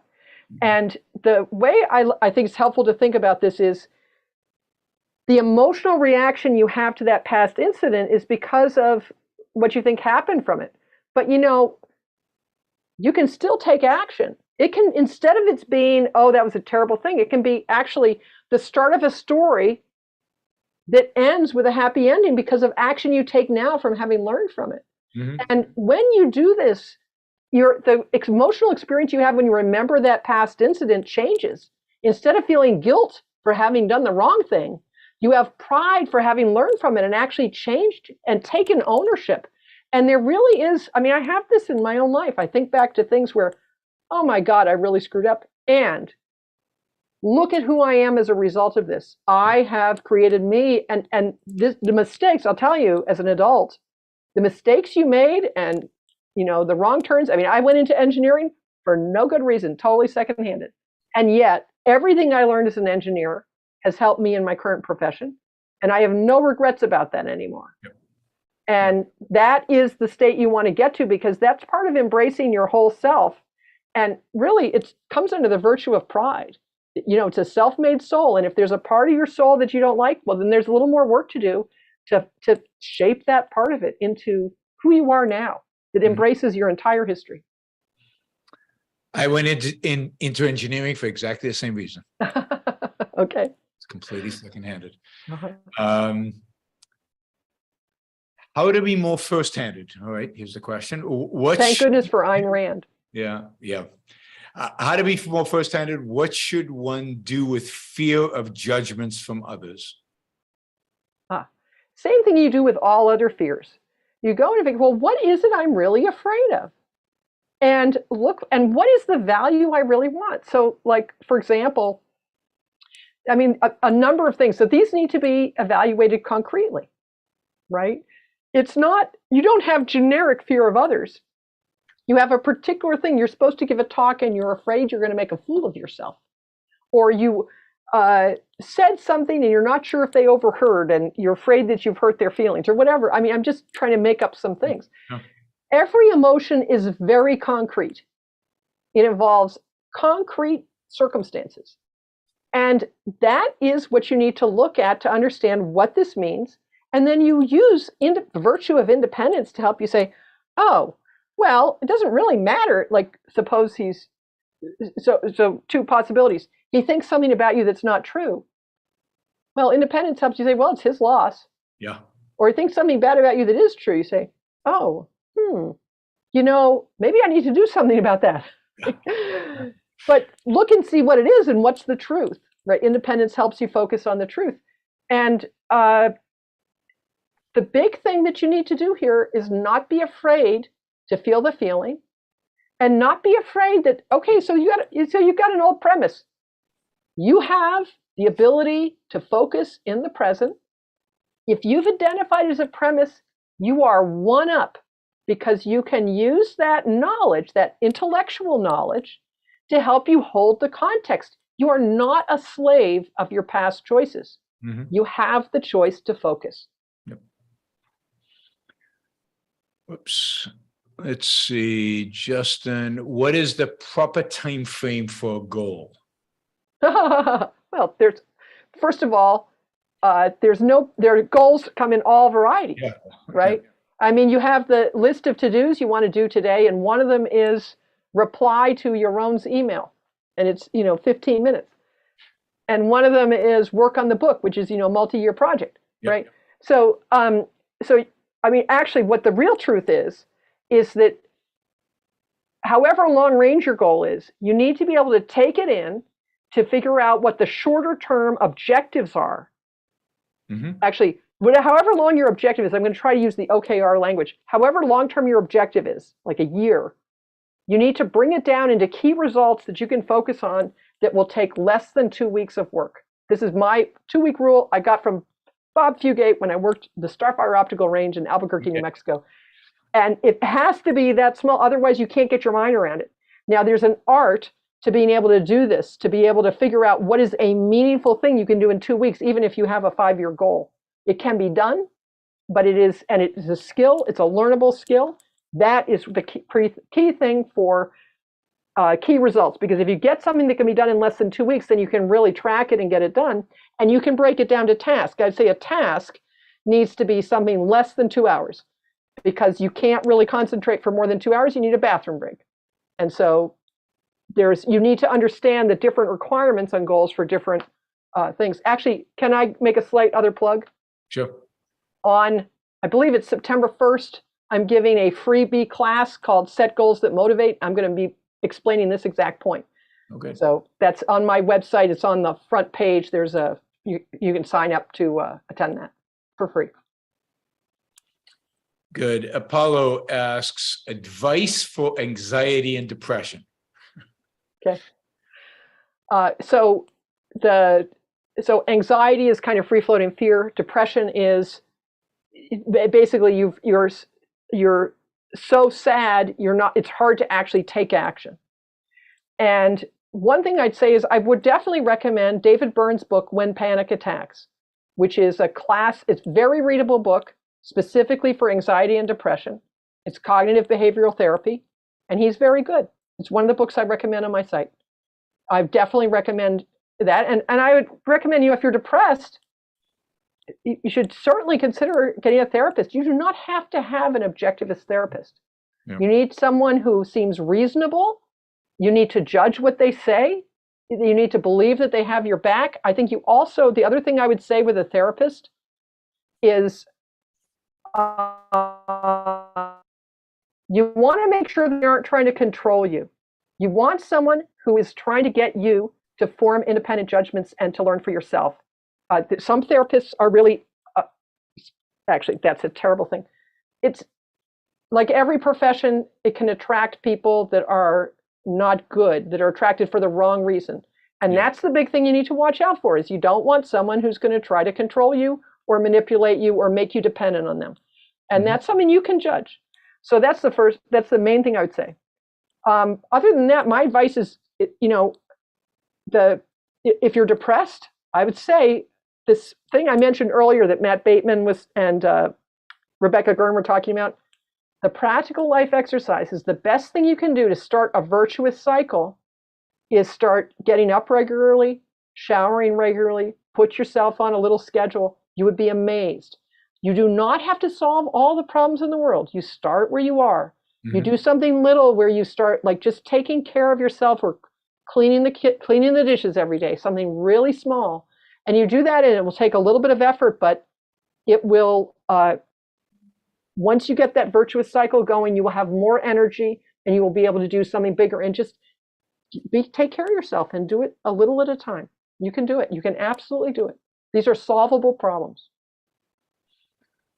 Good. Richard, how much of what you're discussing tonight is on the Thinking Directions site? Will this be in the book? And when is the book coming out? Oh God, the last question is the hardest. So in the Thinking Lab, there's everything. So on the site, what you get on the site are you get all my blog posts, and these tend to be 800 to 2,000 words, and they are also written for a general audience. So I've given you a much more technical answers, and that's in the Thinking Lab. That's my paid membership program. But pretty much the state of the art is all available in there. I've done classes on everything I've said here. I've done classes on in the Thinking Lab, and they're available. The book, I believe the current working title of the book is The Logic of Happiness. And I told you I've had every problem in the world. Well, I've had them trying to write a book. and I think I've solved a ton of them, and I'm very hopeful that I'm actually going to have an editable draft. Isn't that I haven't written drafts. I've written drafts, and I've gotten very kind and clear feedback. They were not up to the level where you can edit them. When you have that's been my particular challenge, is objective communication. So I don't know, but I'm hopeful it's real soon. Okay, good. She's working on it. Yep, I'm working on it. She's working on it. That's good. Jeffrey, any tricks for communicating in a way that conveys good intentions? I've had a number of interactions lately in which my goal has been to help, but the reaction I got is defensive. Yeah, the critical thing that I learned from Marshall Rosenberg is guess what deep rational value you think they're after, especially if it seems to be if it's the slightest bit irrational or mistaken. You want to give them the benefit of the doubt. So like if someone snaps at you and says, don't come in here, like your spouse, don't come in here, I'm busy, and you're getting in the way.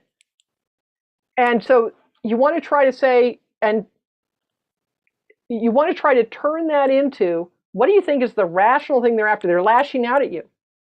But maybe what they're wanting is, are you trying to concentrate? Are you wanting concentration here? And if you guess something completely rational, one of two things will happen. Either you will guess right, and they'll say, yes, I really want concentration. Thank you so much. Can you just give me some space? Or they'll say, no, it's not concentration I want. I just want to make this, I don't know, I made up an example and I've lost it, but they'll tell you what it is. Yep. And this is if you're interested in this, put on your philosophical detection goggles, read Nonviolent Communication. There is some material on this in the Thinking Lab also. Yeah. All right. I think the last question from Justin, it's a little strange. Okay. Totes Funny said getting smacked hard in the head by a random adult as a child had a negative impact on his life. Is that important to find out? Like that something like that? Do you need to know that in order to have be successful as an adult? I don't believe you do. I don't believe you do. I think this is speculative, right? Yep. But from everything that I've seen, he remembers that, and he drew some conclusions from that he's been able to trace back and see how it affected him. But those are all memories, and he was able to trace that back. If that comes up, you will be able to trace it back, and that will be very clarifying. Yep. But if you didn't, you won't be able to, and that's not the way that it's going to be held. I think really your mind is organized by your conscious conclusions. Your values are organized very much by your experience, but your mind, your conceptual knowledge, is organized by your conscious conclusions. And those you can remember. And values you can introspect and identify in the moment. So I don't think you need to, I don't think you should worry about that stuff. All right. 2 hours and 15 minutes. All right. Oh. That was fun. Excellent. Yeah, it was fun. It was fun, and I think everybody enjoyed it. Thank you, Colt. So thank you, Jean. Thank you, Yaron.